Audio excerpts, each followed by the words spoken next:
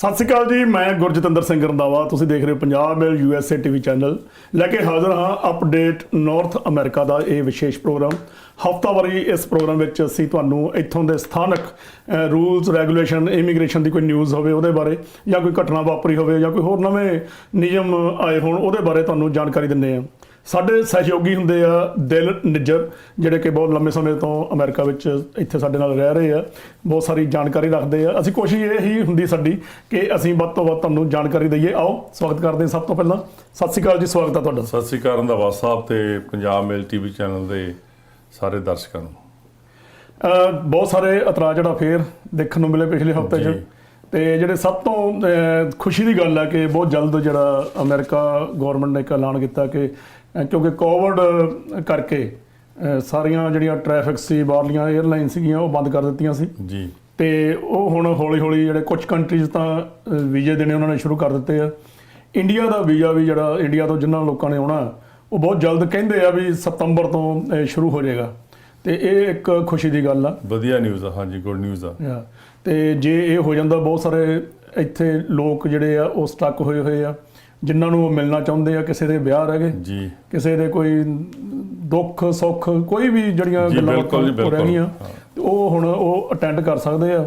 ਤੇ ਜੇ ਇਹ ਖੁੱਲ੍ਹ ਜੇ ਤੇ ਬੜੀ ਵਧੀਆ ਗੱਲ ਹੈ, ਆਉਣ ਜਾਣ ਬਣ ਜਾਊਗਾ ਤੇ ਲੋਕ ਆਪਣੇ ਪਰਿਵਾਰਾਂ ਨੂੰ, ਆਪਣੇ ਪਿਆਰਿਆਂ ਨੂੰ, ਦੋਸਤਾਂ ਨੂੰ ਫੇਰ ਮਿਲ ਸਕਦੇ ਆ, ਦੁਬਾਰਾ ਮਿਲ ਸਕਦੇ। ਔਰ ਕਈਆਂ ਨੇ ਉੱਦਾਂ ਹੀ ਵਿਜ਼ਿਟ ਕਰਨਾ ਹੁੰਦਾ ਬਾਹਰਲੇ ਅਮਰੀਕਾ ਦਾ, ਯੂਰਪ ਦਾ, ਕੈਨੇਡਾ ਦਾ, ਕਿਤੇ ਵੀ ਜਾਣਾ ਆਉਣਾ ਜਿਹੜਾ ਸੌਖਾ ਹੋ ਜਾਊਗਾ। ਪਰ ਉਹਨਾਂ ਨੂੰ ਜਿਨ੍ਹਾਂ ਨੇ ਵੀਜ਼ਾ ਲਵਾਉਣਾ ਉਹਨਾਂ ਨੂੰ ਹੁਣ ਤੋਂ ਹੀ ਜੇ ਉਹ ਆਪਣੀ ਬੁਕਿੰਗ ਕਰਾਉਣੀ ਸ਼ੁਰੂ ਕਰ ਦੇਣ ਅਪਾਇੰਟਮੈਂਟ ਲਈ, ਤੇ ਉਹ ਜ਼ਿਆਦਾ ਵਧੀਆ, ਕਿਉਂਕਿ ਇੱਕਦਮ ਜਦੋਂ ਵੀਜ਼ਾ ਖੁੱਲ੍ਹਦੇ ਆ B1 B2 ਜਿਹੜਾ ਹੈਗਾ ਬਹੁਤ ਰਸ਼ ਪੈ ਜਾਣਾ। ਤੇ ਇਹਨਾਂ ਨੂੰ ਜਿਹੜੇ ਸਾਡੇ ਬਾਹਰਲੇ ਮੁਲਕਾਂ 'ਚ ਰਹਿੰਦੇ ਆ, ਇੰਡੀਆ 'ਚ ਰਹਿੰਦੇ ਆ, ਉਹਨਾਂ ਨੂੰ ਅਸੀਂ ਅਗਾਹ ਕਰਨਾ ਚਾਹੁੰਦੇ ਹਾਂ ਕਿ ਹੁਣ ਤੋਂ ਆਪਣੀ ਜਿਹੜੀ ਬੁਕਿੰਗ ਆ ਉਹਦੀ ਅਪਾਇੰਟਮੈਂਟ ਲਈ ਉਹ ਸ਼ੁਰੂ ਕਰ ਦੇਣ, ਤਾਂ ਕਿ ਉਹਨਾਂ ਨੂੰ ਟਾਈਮ ਸਿਰ ਜਿਹੜੀ ਅਪਾਇੰਟਮੈਂਟ ਆ ਉਦੋਂ ਮਿਲ ਸਕੇ।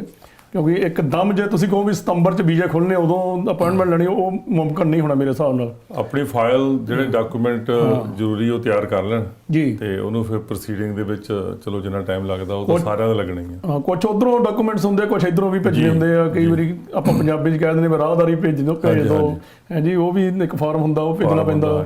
ਫਿਰ ਬੈਂਕ ਸਟੇਟਮੈਂਟਸ ਜਿਹੜੀਆਂ ਹੈਗੀਆਂ ਉਹ ਵੀ ਉਹਨਾਂ ਨੂੰ ਚਾਹੀਦੀਆਂ ਵੀ ਨਾਲ ਭੇਜ ਦੇਣ, ਤਾਂ ਕਿ ਜੇ ਉੱਧਰਲਾ ਕੋਈ ਉਹਨਾਂ ਦੀ ਆਪਣੀ ਬੈਂਕ ਸਟੇਟਮੈਂਟ ਆ ਉਹ ਵਰਕ ਕਰਦੀ ਆ।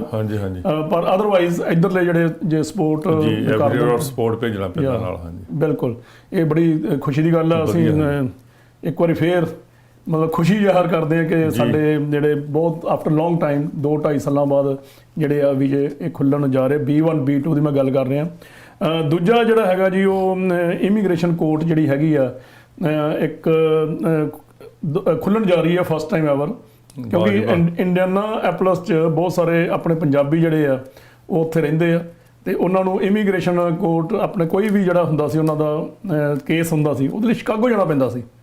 ਤੇ ਇਹ ਜਿਹੜਾ ਹੁਣ ਇੰਡੀਆਨਾਪੋਲਿਸ ਜਿਹੜਾ ਹੈਗਾ, ਜਿੱਥੇ ਸਾਡੀ ਬੜੀ ਵੱਡੀ ਆਬਾਦੀ ਆ ਪੰਜਾਬੀਆਂ ਦੀ, ਇੰਡੀਅਨਸ ਦੀ, ਉਹ ਉੱਥੇ ਜਾ ਕੇ ਮਤਲਬ ਹੁਣ ਉੱਥੇ ਲੋਕਲ ਹੀ ਜਿਹੜਾ ਹੈਗਾ ਉਹ ਆਪਣਾ ਕੇਸ ਦਾਇਰ ਕਰ ਸਕਦੇ ਆ। ਕੋਈ ਵੀ ਜੋ ਵੀ ਹਦਾਇਤਾਂ ਹੋਣਗੀਆਂ USCIS ਵੱਲੋਂ ਉਹਦੇ ਅਕੋਰਡਿੰਗਲੀ, ਤੇ ਕਹਿੰਦੇ ਆ ਕਿ ਅਗਲੇ ਸਾਲ ਤੱਕ ਜਿਹੜੀ ਆ ਇਹ ਕੋਰਟ ਜਿਹੜੀ ਆ ਇਹ ਖੁੱਲ੍ਹ ਜਾਏਗੀ। ਬਹੁਤ ਵਧੀਆ ਗੱਲ ਆ ਜੀ, ਇਹ ਤਾਂ ਲੋਕਾਂ ਨੂੰ ਬੜੀ ਸਹੂਲਤ ਹੋਊਗੀ।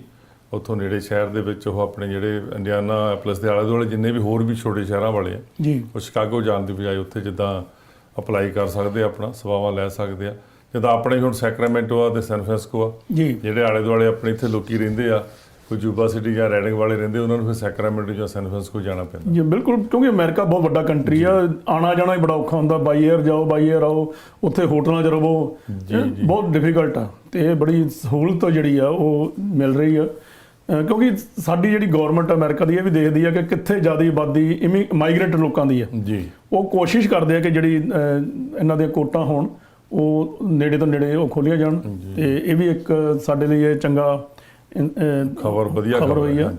ਤੇ ਅਗਲਾ ਹੈਗਾ ਜੀ ਜਿਹੜਾ ਵੀਜ਼ਾ ਪ੍ਰੋਸੈਸ, ਜਿਵੇਂ ਕਿ ਤੁਹਾਨੂੰ ਪਤਾ ਕਿ ਬਹੁਤ ਸਾਰੇ ਲੋਕ ਜਿਨ੍ਹਾਂ ਨੇ F1 F2 F3 F4 ਜਿਹੜੇ ਵੀਜ਼ੇ ਟਾਈਪ ਆ ਜਾਂ ਹੋਰ ਵੀ ਆ, ਉਹ ਵੀ ਕੋਵਿਡ ਕਰਕੇ ਕਾਫੀ ਉਹ ਪੈਂਡਿੰਗ ਹੋ ਗਏ ਆ। ਲੱਖਾਂ ਦੀ ਗਿਣਤੀ ਵਿੱਚ ਜਿਹੜੇ ਆ ਕੇਸ ਜਿਨ੍ਹਾਂ ਨੇ ਬਾਹਰੋਂ ਇੱਥੇ ਪੱਕੇ ਤੌਰ 'ਤੇ ਆਉਣਾ, ਉਹਨਾਂ ਦਾ ਉਹ ਰੁਕਿਆ ਹੋਇਆ ਕੰਮ ਕਹਿ ਸਕਦੇ ਹਾਂ। ਪਰ ਹੁਣ ਜਿਹੜਾ ਅਮਰੀਕਨ ਗੌਰਮੈਂਟ ਨੇ USCIS ਦੀ ਖਬਰ ਅਨੁਸਾਰ ਉਹਨਾਂ ਨੇ ਹੁਣ ਜਿਹੜਾ ਇਹ ਪ੍ਰੋਸੈਸ ਆ ਉਹ ਤੇਜ਼ ਕਰ ਦਿੱਤਾ, ਤੇ ਹੁਣ ਤੇ ਸਾਨੂੰ ਸਮਾਂ ਹੀ ਦੱਸੂਗਾ ਕਿ ਕਿਸ ਤਰੀਕੇ ਨਾਲ ਇਹ ਜਿਹੜਾ ਸਾਰਾ ਪ੍ਰੋਸੈਸ ਚੱਲਦਾ। ਬਹੁਤ ਵਧੀਆ ਖਬਰ ਆ ਇਹ ਵੀ, ਸਾਰਿਆਂ ਲਈ ਗੁੱਡ ਨਿਊਜ਼ ਆ ਕਿ ਕਈ ਫੈਮਲੀਆਂ ਵੇਟ ਕਰ ਰਹੇ ਬਹੁਤ ਚਿਰ ਦੇ, ਉਹਨਾਂ ਦੀ ਅਪਲਾਈ ਹੋਇਆ 10 ਤੋਂ 12 ਸਾਲ ਦਾ ਤਾਂ ਸਮਾਂ ਬਹੁਤ ਚਿਰ ਪਹਿਲਾਂ ਸੀ, ਹੁਣ ਤਾਂ 15 ਸਾਲ ਤੇ ਗੱਲ ਗਈ ਹੈ। ਜੀ ਜੀ ਬਿਲਕੁਲ। ਜੇ ਇਹਨਾਂ ਦੇ ਵਿੱਚ ਥੋੜਾ ਜਲਦੀ ਨਿਪਟਾਰਾ ਹੋਵੇ ਇਹਨਾਂ ਕਿਸ਼ਤਾਂ ਦਾ, ਤੇ ਮੈਨੂੰ ਲੱਗਦਾ ਸਾਰਿਆਂ ਲਈ ਬਹੁਤ ਵਧੀਆ। ਉਹੀ ਗੱਲ ਹੈ ਜੀ, ਬਹੁਤ ਸਾਰੇ ਪਰਿਵਾਰ ਜਿਹੜੇ ਇਸ ਵੇਲੇ ਆ ਉਹ ਵੀ ਵਿਚਾਰੇ ਸਟਕ ਹੋ ਗਏ ਆ। ਕਈ ਵਾਰੀ ਇਸ ਤਰ੍ਹਾਂ ਹੁੰਦਾ ਵੀ ਉਮਰ ਲੰਘ ਜਾਂਦੀ ਆ, ਖਾਸ ਕਰਕੇ ਉਹ ਬੜੀ ਤਰਾਸਦੀ ਆ ਕਿ ਜਿਹੜੇ 21 ਸਾਲ ਤੋਂ ਉੱਤੇ ਬੱਚੇ ਹੁੰਦੇ ਆ ਉਹਨਾਂ ਦੀ ਉਮਰ ਲੰਘ ਜਾਂਦੀ ਆ। ਉਹ ਫਿਰ ਇੱਕ ਬਹਾਨਾ ਇਹੋ ਬਣਦਾ ਵੀ ਤੁਹਾਡੀ ਤਾਂ ਉਮਰ ਹੋ ਗਈ, ਤੁਸੀਂ ਜਾ ਨਹੀਂ ਸਕਦੇ। ਅਦਰਵਾਈਜ਼ ਜੇ ਉਹੀ 3 ਸਾਲ ਪਹਿਲਾਂ ਕਿਤੇ ਉਹਨਾਂ ਦਾ ਵਿਚਾਰਿਆਂ ਦਾ ਨੰਬਰ ਆਇਆ ਹੁੰਦਾ ਤੇ ਉਹਨਾਂ ਨੂੰ ਆਹ ਪ੍ਰੋਬਲਮ ਨਹੀਂ ਸੀ ਆਉਣੀ। ਇਹ ਤੁਹਾਡੀ ਜਿਹੜੀ ਖਬਰ ਦੇ ਵਿੱਚ ਤੁਸੀਂ ਗੱਲ ਕੀਤੀ 21 ਸਾਲ ਤੋਂ ਉੱਪਰ ਹੋ ਜਾਂਦੇ ਜਦੋਂ ਬੱਚੇ, ਇਹਦੇ ਨਾਲ ਹੀ ਇੱਕ ਹੋਰ ਜਿਹੜੀ ਮਿਲਦੀ ਜੁਲਦੀ ਨਿਊਜ਼ ਹੈਗੀ ਆ ਜੀ।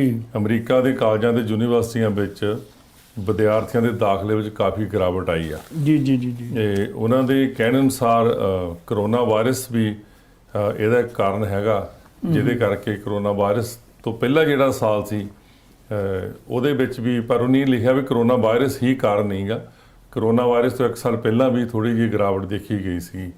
ਤੇ ਉਹਨਾਂ ਦੇ ਅਨੁਮਾਨ, ਉਹਨਾਂ ਦੇ ਅੰਕੜੇ ਜਿਹੜੇ ਦੱਸਦੇ ਆ ਕਿ 2022 ਦੇ ਵਿੱਚ ਅੰਡਰ ਗ੍ਰੈਜੂਏਟ ਕੋਰਸ ਜਿਹੜੇ ਸੀਗੇ ਉਹਦੇ ਵਿੱਚ 6,62,000 ਵਿਦਿਆਰਥੀਆਂ ਨੇ ਦਾਖਲੇ ਲਿਆ ਜੀ। ਤੇ ਉਹ ਪਿਛਲੇ ਸਾਲਾਂ ਦੇ ਮੁਤਾਬਕ 4.7% ਦੀ ਗਿਰਾਵਟ ਆ, ਜਿਹਨਾਂ 4.7% ਘੱਟ ਵਿਦਿਆਰਥੀਆਂ ਨੇ ਦਾਖਲਾ ਲਿਆ। ਇਹ ਜਿਹੜੀ ਇਹਦੇ ਨਾਲ ਮਹਾਮਾਰੀ ਕੋਵਿਡ ਦੇ ਨਾਲ ਵੀ ਜੋੜ ਕੇ ਆਪਾਂ ਇਹ ਖਬਰ ਨੂੰ ਦੇਖ ਸਕਦੇ ਹਾਂ। ਪਰ ਉਹਦੇ ਵਿੱਚ ਉਹਨੇ ਇਹ ਵੀ ਕਿਹਾ ਕਿ ਕਈ ਜਿਹੜੀਆਂ ਡਿਗਰੀਆਂ ਹੈਗੀਆਂ, ਜਿਹੜੀਆਂ ਗ੍ਰੈਜੂਏਟ ਡਿਗਰੀਆਂ ਹੈਗੀਆਂ, ਡਿਪਲੋਮੇ ਹੈਗੇ ਆ, ਉਹਨਾਂ ਦਾ ਖਰਚਾ ਇੰਨਾ ਜ਼ਿਆਦਾ ਹੋ ਗਿਆ ਤੇ ਵਿਦਿਆਰਥੀ ਇਹ ਸੋਚਦੇ ਆ ਕਿ ਕੀ ਅਸੀਂ ਇਹ ਡਿਗਰੀ ਕਰਕੇ ਜਾਂ ਇਹ ਸਰਟੀਫਿਕੇਟ ਲੈ ਕੇ ਸਾਨੂੰ ਉਸ ਲੈਵਲ ਦੀ ਜੌਬ ਮਿਲ ਸਕਦੀ ਆ, ਜਾਂ ਉਦੋਂ ਪਹਿਲਾਂ ਹੀ ਜੌਬ ਜਿਹੜੀ ਪਲੇਸਮੈਂਟ ਕਰਨ ਦੇ ਚੱਕਰ ਦੇ ਵਿੱਚ ਆਪਣੀਆਂ ਜਿਹੜੀਆਂ ਡਿਗਰੀਆਂ ਛੱਡ ਗਏ। ਇਹ ਉਹਨਾਂ ਨੇ ਇਹਦੇ ਵੱਡੇ ਜਿਹੜੇ ਅਨੁਮਾਨ ਲਾਏ ਆ ਕਿ ਉਹਨਾਂ ਨੂੰ ਤਨਖਾਹ ਦੀ ਗੱਲ, ਜਿਹੜੀ ਨੌਕਰੀ ਦੀ ਗੱਲ ਹੀ, ਕਿਉਂਕਿ ਅੱਜ ਕੱਲ੍ਹ ਆਪਾਂ ਦੇਖਿਆ ਜਿੱਦਾਂ ਗੂਗਲ ਆ, ਟਵਿੱਟਰ ਆ ਤੇ ਫੇਸਬੁੱਕ ਵਗੈਰਾ ਹੈਗਾ, ਉਹਦੇ ਵਿੱਚ ਡਿਗਰੀ ਤੋਂ ਪਹਿਲਾਂ ਵੀ ਕਈ ਜਿਹੜੇ ਆ ਸਟੂਡੈਂਟ ਉਹ ਜੌਬ ਕਰਦੇ ਆ ਤੇ ਉਹ ਚੰਗੇ ਪੈਸੇ ਬਣਾ ਰਹੇ ਆ। ਸੋ ਇੱਕ ਬੜਾ ਵੱਡਾ ਕਨਫਿਊਜ਼ਿੰਗ ਮੈਨੂੰ ਲੱਗਦਾ ਜਿੱਦਾਂ ਵਿਦਿਆਰਥੀਆਂ ਦੇ ਦਿਮਾਗ ਦੇ ਵਿੱਚ, ਜਾਂ ਵਿਦਿਆਰਥੀਆਂ ਨੂੰ ਲੱਗਦੀ ਆ ਕਿ 4 ਸਾਲ ਬਾਅਦ 6 ਸਾਲ ਬਾਅਦ ਡਿਗਰੀ ਕਰਕੇ ਅਸੀਂ 150 200 ਬਣਾਉਣਾ, ਪਰ ਸਾਨੂੰ ਹੁਣੇ ਹੀ 150 ਦੀ ਜੌਬ ਮਿਲਦੀ ਆ। ਇਹਦੇ ਨਾਲ ਇੱਕ ਮੈਨੂੰ ਲੱਗਦਾ ਹੋਰ ਵੀ ਇਹਦਾ ਕਾਰਨ ਹੈਗਾ ਕਿ ਕੋਵਿਡ ਕਰਕੇ ਜੌਬ ਜਿਹੜੀਆਂ ਹੈਗੀਆਂ ਪਰ ਅਪਲਾਈ ਘੱਟ ਕਰ ਰਹੇ, ਇਸ ਕਰਕੇ ਵੀ ਥੋੜੀ ਜ਼ਿਆਦਾ ਹਾਈ ਪੇ ਦੇ ਉੱਤੇ ਉਹਨਾਂ ਨੂੰ ਹਾਇਰ ਕਰੀ ਜਾਂਦੇ ਆ। ਜੀ ਜੀ। ਇਹ ਜਿਹੜੀ ਅਮਰੀਕਾ ਦੀ ਕਾਲਜ ਇੰਡਸਟਰੀ ਦੇ ਵਾਈਸ ਪ੍ਰੈਜ਼ੀਡੈਂਟ ਹਰਟਲ ਦਾ ਇਹ ਕਹਿਣਾ ਆ ਕਿ ਜਿਹੜੇ ਅੰਕੜੇ ਆ ਉਹਨਾਂ ਨੂੰ ਫੀਲ ਹੁੰਦਾ, ਜਿਹੜੇ ਅੰਕੜੇ ਨਿਰਾਸ਼ਾਜਨਕ ਆ, ਉਹਨਾਂ ਨੂੰ ਇਸ ਗੱਲ ਦਾ ਦੁੱਖ ਆ ਕਿ ਵਿਦਿਆਰਥੀ ਕਿਉਂ ਨਹੀਂ ਪੜ੍ਹਨ ਆ ਰਹੇ, ਕਿਉਂ ਨਹੀਂ ਐਡਮਿਸ਼ਨ ਲੈ ਰਹੇ। ਤੇ ਦੂਸਰੀ ਗੱਲ ਜਿਹੜੀ 21 ਸਾਲ ਦੀ ਗੱਲ ਕੀਤੀ ਸੀ, ਉਹ ਵੀ ਉਹਨਾਂ ਨੇ ਵੀ ਮੈਂਸ਼ਨ ਕੀਤਾ ਕਿ ਜਿਹੜੇ ਬਾਹਰ ਦੇ ਲੋਕ ਅਮਰੀਕਾ ਵਿੱਚ ਆਉਣ ਤੇ ਚੱਲੀ ਉਮਰ, ਜਿਹੜੀ ਉਮਰ ਵੱਧ ਜਾਂਦੀ ਸੀ, ਉਹਦੇ ਕਰਕੇ ਵੀ ਕਾਲਜਾਂ ਦੇ ਵਿੱਚ, ਯੂਨੀਵਰਸਿਟੀਆਂ ਵਿੱਚ ਦਾਖਲਾ ਘਟ ਗਿਆ। ਕਿਉਂਕਿ ਜਦੋਂ 21 ਸਾਲ ਦਾ ਜਾਂ 20 ਸਾਲ ਦਾ ਬੱਚਾ ਇੱਥੇ ਆਉਂਦਾ ਸੀ ਆਪਣੀ ਫੈਮਿਲੀ ਨਾਲ, ਤੇ ਉਹ ਸਾਰੇ ਉਹਨੂੰ ਇਹ ਉਤਸ਼ਾਹ ਕਰਦੇ ਸੀ ਜਾਂ ਉਤਸ਼ਾਹਿਤ ਕਰਦੇ ਸੀ ਕਿ ਤੁਸੀਂ ਪੜ੍ਹੋ। ਪਰ ਜੇ ਹੁਣ 25 26 27 ਸਾਲ ਦਾ ਬੱਚਾ ਇੱਥੇ ਆਉਂਦਾ ਤੇ ਉਹਦਾ ਜਿਹੜਾ ਸਟੱਡੀ ਵਾਲਾ ਜਿਹੜਾ ਟਾਈਮ ਲਿਮਿਟ ਲੰਘ ਜਾਂਦਾ। ਇਸ ਕਰਕੇ ਇਹ ਦੋਨੇ ਖਬਰਾਂ ਜਿਹੜੀਆਂ ਥੋੜੀਆਂ, ਤੇ ਨਾਲ ਹੀ ਮੈਂ ਸਟੂਡੈਂਟ ਵੀਜ਼ੇ ਦਾ ਥੋੜਾ ਜਿਹਾ, ਜਿਹੜੇ ਬਾਹਰਲੇ ਮੁਲਕਾਂ ਤੋਂ ਜਿਹੜੇ ਆਉਂਦੇ ਆ ਉਹਨਾਂ ਨੂੰ ਬੜੀ ਗਲਤਫਹਿਮੀ ਹੁੰਦੀ ਆ ਕਿ ਅਮਰੀਕਾ ਵਾਲੇ ਸਟੂਡੈਂਟ ਵੀਜ਼ਾ ਨਹੀਂ ਦਿੰਦੇ, ਪਰ ਇੱਥੇ ਵੀ ਉਨਾ ਹੀ ਓਪਰਚੁਨਿਟੀ ਹੈਗੀ ਆ। ਜੇ ਕਿਸੇ ਨੇ ਸਾਡੇ ਇੰਡੀਆ ਤੋਂ, ਪੰਜਾਬ ਤੋਂ ਜੇ ਆਉਣਾ ਇੱਧਰ, ਓਪਰਚੁਨਿਟੀ ਉਨੀ ਉਹਨਾਂ ਨੂੰ ਜਿੰਨੀ ਦੂਜੇ ਕੰਟਰੀਆਂ 'ਚ। ਬੜੀ ਹੈਰਾਨਗੀ ਦੀ ਗੱਲ ਆ ਕਿ ਕੈਨੇਡਾ, ਆਸਟ੍ਰੇਲੀਆ, UK, ਨਿਊਜ਼ੀਲੈਂਡ ਇਹ ਬੜੇ ਮਸ਼ਹੂਰ ਆ ਵੀ ਇਹ ਸਟੂਡੈਂਟ ਵੀਜ਼ਾ ਦਿੰਦੇ ਆ। ਪਰ ਜੇ ਤੁਹਾਡੇ ਕੋਲ ਪੋਟੈਂਸ਼ੀਅਲ ਹੈਗਾ, ਤੁਸੀਂ ਅਮਰੀਕਾ ਦੇ ਵੀ ਅਪਲਾਈ ਕਰ ਸਕਦੇ ਹੋ। ਬੜੇ ਖੁੱਲੇ ਦਿਲ ਨਾਲ ਜਿਹੜੇ ਅਮਰੀਕਾ ਵੀ ਸਟੂਡੈਂਟ ਵੀਜ਼ਾ ਜਿਹੜਾ ਉਹ ਵੈਲਕਮ ਕਰਦਾ। ਬਹੁਤ ਸਾਰੇ ਇੱਥੇ ਬੱਚੇ ਜਿਹੜੇ ਆ ਉਹ ਬਾਹਰਲੇ ਮੁਲਕਾਂ 'ਚ ਆਉਂਦੇ ਆ, ਤੇ ਸਾਡੇ ਜੇ ਆਡੀਅנס ਸੁਣਦੇ ਹੁਣ, ਉਹ ਅਮਰੀਕਾ ਲਈ ਵੀ ਟਰਾਈ ਕਰਨ। ਦੁਨੀਆ ਦਾ ਇੱਕ ਬੈਸਟ ਜਿਹੜਾ ਮੁਲਕ ਗਿਣਿਆ ਗਿਆ, ਬੜੀ ਵੱਡੀ ਇੱਥੇ ਓਪਰਚੁਨਿਟੀ ਆ। ਜਦੋਂ ਇੱਥੇ ਆ ਜਾਂਦੇ ਆ ਵਿਆਹ ਦੇ ਤੌਰ ਤੇ, ਉਹ ਪੱਕੇ ਵੀ ਹੋ ਜਾਂਦੇ ਆ। ਫਿਰ ਉਸ ਤੋਂ ਬਾਅਦ ਜੇ ਤੁਸੀਂ H1B ਵੀਜ਼ਾ ਵੀ ਜੇ ਅਪਲਾਈ ਕਰਦੇ ਹੋ ਕਿਸੇ ਕੰਪਨੀ ਨਾਲ, ਤੁਹਾਨੂੰ ਉਹ ਮਿਲ ਜਾਂਦਾ, ਉਹਦੇ ਬਿਹਾਫ ਤੇ ਤੁਹਾਨੂੰ ਗ੍ਰੀਨ ਕਾਰਡ ਮਿਲ ਜਾਂਦਾ। ਤੇ ਬੜੀਆਂ ਇੱਥੇ ਜ਼ਿਆਦੀਆਂ ਓਪਰਚੁਨਿਟੀਜ਼ ਹੈਗੀਆਂ, ਬਹੁਤ ਵਧੀਆ ਜੋਬਾਂ ਹੈਗੀਆਂ। ਇੱਕ ਇਹਦੇ ਤੁਹਾਡੀ ਗੱਲ ਦੇ ਨਾਲ ਇੱਕ ਹੋਰ ਖਬਰ ਜਿਹੜੀ ਜੁੜਦੀ ਆ, ਮਿਲਦੀ ਜੁਲਦੀ ਆ, ਵਸੇ ਆਪਣੀ ਉਹੀ ਖਬਰ ਜਿਹੜੀ ਚੱਲ ਰਹੀ ਆ ਕਿ ਬਾਹਰਲੇ ਦੇਸ਼ਾਂ ਵਿੱਚ, ਮੁਲਕਾਂ ਦੇ ਵਿੱਚ, ਜਿੱਦਾਂ ਕੈਨੇਡਾ, ਨਿਊਜ਼ੀਲੈਂਡ, ਆਸਟ੍ਰੇਲੀਆ ਦੀ ਗੱਲ ਕਰਦੇ ਆ, ਉੱਥੇ ਮੈਂ ਜਿਹੜਾ ਅੰਕੜੇ ਦੇਖੇ ਆ, ਉਹਦੇ ਵਿੱਚ ਬਹੁਤ ਜਿਹੜੇ ਵਿਦਿਆਰਥੀ ਆ ਉਹ ਪ੍ਰਾਈਵੇਟ ਜਿਹੜੀਆਂ ਅਕੈਡਮੀਆਂ ਜਾਂ ਕਾਲਜਾਂ ਦੇ ਵਿੱਚ ਹੀ ਅਪਲਾਈ ਕਰਦੇ ਆ ਤੇ ਉੱਥੇ ਵੀਜ਼ਾ ਲੈ ਕੇ ਜਾਂਦੇ ਆ। ਪਰ ਅਮਰੀਕਾ ਦੇ ਸਰਕਾਰੀ ਔਰ ਜਿਹੜੇ ਕਮਿਊਨਿਟੀ ਕਾਲਜ ਆ ਉਹਨਾਂ ਦੇ ਵਿੱਚ ਵੀ ਤੁਸੀਂ ਅਪਲਾਈ ਕਰ ਸਕਦੇ ਆ ਡਾਇਰੈਕਟਲੀ। ਉਹਨਾਂ ਦੀ ਵੈਬਸਾਈਟ ਤੇ ਜਾ ਕੇ ਉਹ ਤੁਹਾਨੂੰ ਕੋਰਸਸ ਜੇ ਅਵੇਲੇਬਲ ਹੈਗੇ, ਤੁਸੀਂ ਉੱਥੇ ਡਾਇਰੈਕਟ ਅਪਲਾਈ ਕਰ ਸਕਦੇ ਆ। ਇਸ ਗੱਲ ਦਾ ਇੱਥੇ ਹਰਟਲ ਨੇ ਵੀ ਮੈਂਸ਼ਨ ਕੀਤਾ ਆ ਕਿ ਸਾਡੇ ਸਰਕਾਰੀ ਕਾਲਜਾਂ ਦੇ ਵਿੱਚ ਵੀ ਦਾਖਲਾ ਘਟਿਆ ਆ, ਜਦ ਕਿ ਪ੍ਰਾਈਵੇਟ ਕਾਲਜਾਂ ਵਿੱਚ ਜਿਹੜੀਆਂ ਦੂਜੀਆਂ ਅਕੈਡਮੀ ਹੈਗੀਆਂ, ਸ਼ਾਰਟਕਟ ਜਿਹਨੂੰ ਆਪਾਂ ਕਹਿ ਦਿੰਦੇ ਆ, ਉਹਨਾਂ ਦੇ ਵਿੱਚ ਥੋੜਾ ਵਿਦਿਆਰਥੀਆਂ ਦੀ ਗਿਣਤੀ ਜਿਹੜੀ ਵਧੀ ਆ। ਜੀ ਜੀ ਜੀ ਜੀ ਬਿਲਕੁਲ। ਅਗਲੀ ਖਬਰ ਤੁਹਾਡੇ ਕੋਲ ਕੀ ਆ ਰੰਧਾਵਾ ਸਾਹਿਬ? ਅਗਲੀ ਮੇਰੇ ਕੋਲ ਖਬਰ ਹੈਗੀ ਆ ਜੀ ਕੈਨੇਡਾ ਤੋਂ, ਫੇਰ ਉਹੀ ਟੂਰਿਸਟ ਨਾਲ ਸੰਬੰਧਿਤ ਆ ਜੀ, ਕਿ ਜਿਹੜਾ ਕੋਵਿਡ ਕਰਕੇ ਇਹਨਾਂ ਨੇ ਰਿਸਟ੍ਰਿਕਸ਼ਨ ਲਾਈਆਂ ਸੀਗੀਆਂ ਕੁਛ, ਤੇ ਕਿ ਜਿਹੜੀਆਂ ਵੈਕਸੀਨ ਜਿਹੜੇ ਆ ਉਹ ਲੱਗੇ ਹੋਣੇ ਚਾਹੀਦੇ ਆ, ਤੇ ਉਹ ਇਹਨਾਂ ਨੇ ਹੁਣ ਕੈਨੇਡਾ ਨੇ ਹੱਲੇ ਵੀ ਜਿਹੜਾ ਪ੍ਰੀਕਾਸ਼ਨ ਲਈ ਉਹਨਾਂ ਨੇ ਜਿਹੜੀ ਵੈਕਸੀਨ ਲਵਾਉਣ ਦਾ ਜਿਹੜਾ ਬਾਹਰਲੇ ਮੁਲਕਾਂ ਤੋਂ ਜਿਨ੍ਹਾਂ ਨੇ ਕੈਨੇਡਾ ਜਾਣਾ ਉਹ 30 ਜੂਨ ਤੱਕ ਐਕਸਟੈਂਡ ਕਰ ਦਿੱਤਾ। ਠੀਕ ਹੈ। ਤੇ 30 ਜੂਨ ਤੱਕ ਕੋਈ ਵੀ ਜੇ ਟੂਰਿਸਟ ਕੈਨੇਡਾ ਜਾਂਦਾ ਤੇ ਉਹਨੂੰ ਬਾਹਰੋਂ ਉਹਨਾਂ ਦਾ ਜਿਹੜਾ ਵੈਕਸੀਨ ਰੈਕਡ ਆ ਉਹ ਉਹਨਾਂ ਦਾ ਉੱਥੇ ਇਮੀਗ੍ਰੇਸ਼ਨ ਵਾਲੇ ਉਹ ਚੈੱਕ ਕਰਨਗੇ, ਬਾਰਡਰ ਵਾਲੇ। ਤੇ ਇਹ ਜ਼ਰੂਰੀ ਆ ਕਿ ਤੁਸੀਂ ਆਪਣਾ ਜਿਹੜਾ ਵੈਕਸੀਨ ਉਹ ਲਵਾ ਕੇ ਰੱਖੋ, ਤੇ ਘੱਟੋ ਘੱਟ ਜਿਹੜਾ ਹੈਗਾ ਜਿੱਦਾਂ ਤੁਸੀਂ ਜੇ ਕੈਨੇਡਾ 'ਚ ਜਾਣਾ ਤੇ 15 ਦਿਨ ਪਹਿਲਾਂ ਉਹ ਜਿਹੜਾ ਤੁਹਾਡਾ ਵੈਕਸੀਨ ਆ ਉਹ ਲੱਗੀ ਹੋਣੀ ਚਾਹੀਦੀ ਆ। ਇਹ ਨਹੀਂ ਹੈਗਾ ਵੀ ਤੁਸੀਂ ਜਿੱਦਣ ਜਾਣਾ ਉਦੋਂ ਵੈਕਸੀਨ ਲਵਾਓ, ਘੱਟੋ ਘੱਟ 15 ਦਿਨ ਪਹਿਲਾਂ ਜਿਹੜੀ ਹੈਗੀ ਆ ਇਹ ਲਵਾਉਣੀ ਬਹੁਤ ਜ਼ਰੂਰੀ ਆ, ਕਿਉਂਕਿ ਹੁਣ ਆਲਮੋਸਟ ਸਾਰੇ ਕੰਟਰੀਜ਼ ਜਿਹੜੇ ਆ ਉਹ ਬੜੀ ਫਲੈਕਸੀਬਲ ਹੋ ਗਏ ਆ। ਹੌਲੀ ਹੌਲੀ ਜਿਹੜੀ ਆ ਇਹ ਜਿਹੜੀ ਮਹਾਮਾਰੀ ਦੀ ਜਿਹੜਾ ਉਹਦਾ ਭਿਅੰਕਰ ਰੂਪ ਸੀਗਾ ਉਹ ਲੋਕਾਂ ਦੇ ਦਿਲਾਂ 'ਚੋਂ ਹੁਣ ਨਿਕਲਦਾ ਜਾਂਦਾ। ਉਸੇ ਹਿਸਾਬ ਨਾਲ ਜਿਹੜੀਆਂ ਮੁਲਕਾਂ ਦੀਆਂ ਗੌਰਮੈਂਟ ਆ ਉਹ ਵੀ ਇਹ ਜਿਹੜਾ ਰਿਲੈਕਸੇਸ਼ਨ ਜਿਹੜੀ ਆ ਉਹ ਦੇ ਰਹੀਆਂ, ਪਰ ਹੋ ਸਕਦਾ ਵੀ 30 ਜੂਨ ਤੱਕ ਇਹ ਲਾਸਟ ਹੀ ਹੋਵੇ, ਕਿਉਂਕਿ ਹੁਣ ਕਦੇ ਇੰਨਾ ਜ਼ਿਆਦਾ ਨਹੀਂ ਇਹ ਪ੍ਰਕੋਪ ਦਾ ਇਸ ਬਾਰੇ ਸੁਣਿਆ, ਤੇ ਹੋ ਸਕਦਾ ਕਿ ਇਹ ਲਾਸਟ ਸ਼ਾਇਦ ਹੋਵੇ। ਹਾਂਜੀ, ਇਹਦੇ ਕੋਵਿਡ ਦੇ ਕਈ ਜਿਹੜੇ ਵਾਇਰੈਂਟ ਆਏ ਆ, BA4 BA5 ਹੁਣ ਆ ਰਿਹਾ ਆ, ਤੇ ਜਿਹੜੀ ਵੈਕਸੀਨ ਦੀ ਜਿਹੜੀ ਤੁਹਾਡੇ ਕੋਲ ਰਜਿਸਟ੍ਰੇਸ਼ਨ ਆ, ਜਿਹੜਾ ਕਾਰਡ ਹੈਗਾ ਆ, ਉਹ ਮੇਰੇ ਖਿਆਲ ਨਾਲ ਤੁਹਾਨੂੰ ਕੋਡ ਰੱਖਣਾ ਹੀ ਚਾਹੀਦਾ, ਕਿਉਂਕਿ ਕਿਸੇ ਵੀ ਈਵਨ ਜੇ ਤੁਸੀਂ ਕਿਸੇ ਕੰਟਰੀ ਦੇ ਵਿੱਚ ਚਲੇ ਵੀ ਜਾਂਦੇ ਆ, ਉੱਥੇ ਕਈ ਹੋ ਸਕਦਾ ਆਰਗੇਨਾਈਜੇਸ਼ਨ ਜਾਂ ਕਲੱਬ ਜਾਂ ਕੋਈ ਰੈਸਟੋਰੈਂਟ ਜਾਂ ਹੋਟਲ ਹੋਣ ਜਿਹੜੇ ਤੁਹਾਨੂੰ ਪੁੱਛ ਸਕਦੇ ਵੀ ਤੁਹਾਡੇ ਵੈਕਸੀਨ ਲੱਗੀ ਜਾਂ ਨਹੀਂ ਲੱਗੀ। ਜੀ ਜੀ ਜੀ, ਇਹ ਤਾਂ ਤੁਹਾਡੇ ਆਪਣੇ ਬਚਾਅ ਲਈ ਵੀ ਆ, ਪਰ ਤੁਹਾਡੇ ਲਈ ਇਹ ਸਹੂਲਤ ਵੀ ਆ ਕਿ ਤੁਹਾਨੂੰ ਕਿਤੇ ਫਿਰ ਜ਼ਿਆਦਾ ਟਾਈਮ ਲਾਈਨ ਚਲਾ ਕੇ ਉਹ ਪੁਰਾਣਾ ਰੈਕਡ ਲੱਭ ਤਾਂ ਲੈਂਦੇ ਆ ਜਦੋਂ ਤੁਸੀਂ ਨਾ ਆਪਣਾ ਡੇਟ ਆਫ ਬਰਥ ਦੱਸਦੇ ਆ, ਪਰ ਜੇ ਤੁਹਾਡੇ ਕੋਲ ਹੋਵੇ ਤਾਂ ਫਿਰ ਤੁਸੀਂ ਇਹਨਾਂ ਨੂੰ ਦਿਖਾ ਸਕਦੇ ਆ, ਤੇ ਮੈਨੂੰ ਲੱਗਦਾ ਥੋੜਾ ਉਹਨਾਂ ਲਈ ਵੀ ਸੌਖਾ ਕੰਮ ਆ, ਤੁਹਾਡੇ ਲਈ ਵੀ ਸੌਖਾ ਕੰਮ ਆ। ਬਹੁਤ ਸਾਰੇ ਕੰਟਰੀ ਹਾਲੇ ਵੀ ਇਸ ਤਰ੍ਹਾਂ ਦੇ ਹੈਗੇ ਆ, ਉੱਥੇ ਤੁਹਾਨੂੰ ਜਾਣ ਤੋਂ ਪਹਿਲਾਂ ਜਿਹੜਾ ਕੋਵਿਡ ਟੈਸਟ ਕਰਾ ਕੇ ਜਾਣਾ ਪੈਂਦਾ, ਇਹ ਵੀ ਹੈਗਾ। ਪਰ ਜਿਨ੍ਹਾਂ ਕੋਲ ਵੈਕਸੀਨ ਲੱਗੀ ਹੋਈ ਆ ਤੇ ਉਹਨਾਂ ਨੂੰ ਉਸ ਗੱਲ ਤੋਂ ਛੂਟ ਆ ਵੀ ਚਲੋ ਕੋਈ ਗੱਲ ਨਹੀਂ, ਤੁਹਾਡੀ ਵੈਕਸੀਨ ਆਲਰੇਡੀ ਲੱਗੀ, ਉਹਦਾ ਰੈਕਡ ਜਿਹੜਾ ਉਹ ਉੱਥੇ ਬਾਰਡਰ ਤੇ ਚੈੱਕ ਕੀਤਾ ਜਾਂਦਾ, ਚਾਹੇ 에ਅਰਪੋਰਟ ਆ ਚਾਹੇ ਬਾਰਡਰ ਤੇ ਤੁਸੀਂ ਜਾਣਾ, ਤੇ ਉਹ ਉੱਥੇ ਚੈੱਕ ਕੀਤਾ ਜਾਂਦਾ। ਇਹਦੇ ਲਈ ਸਾਨੂੰ ਬਹੁਤ ਜਿਹੜਾ ਉਹ ਧਿਆਨ ਰੱਖਣਾ ਪਵੇਗਾ। ਉਸ ਤੋਂ ਬਾਅਦ ਤੁਹਾਡੇ ਕੋਲ ਹੁਣ ਕੀ ਖਬਰ ਹੈ ਜੀ? ਇੱਕ ਖਬਰ ਹੋਰ, ਜਿਹੜੀ ਆਪਾਂ ਵਿਦਿਆਰਥੀਆਂ ਦੀ ਗੱਲ ਕਰਦੇ ਸੀ ਜਾਂ ਐਜੂਕੇਸ਼ਨ ਦੀ ਗੱਲ ਕਰਦੇ ਸੀ, ਉਹਦੇ ਨਾਲ ਹੀ ਇਹ ਖਬਰ ਵੀ ਮਿਲਦੀ ਜੁਲਦੀ ਆ, ਪਰ ਬੜੀ ਇੰਟਰਸਟਿੰਗ ਔਰ ਦਿਲ ਨੂੰ ਟੁੰਬਣ ਵਾਲੀ ਖਬਰ ਆ। ਜਿਹੜਾ ਜੇਮਸ ਨੂੰ 60 ਸਾਲ ਬਾਅਦ ਆਪਣਾ ਹਾਈ ਸਕੂਲ ਡਿਪਲੋਮਾ ਜਿਹੜਾ ਮਿਲਿਆ, ਇਹ ਬੜੀ ਵਧੀਆ ਗੱਲ ਹੈ।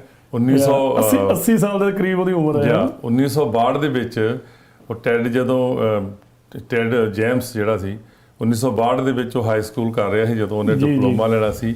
ਤਾਂ ਇੱਕ ਦਿਨ ਪਹਿਲਾਂ ਕਿਸੇ ਵਿਵਾਦ ਵਿੱਚ ਉਲਝ ਗਿਆ ਕਿਸੇ ਨਾਲ, ਤੇ ਉਹਨਾਂ ਨੂੰ ਕਾਲਜ ਤੋਂ ਜਿਹੜਾ ਸਸਪੈਂਡ ਕਰ ਦਿੱਤਾ ਗਿਆ।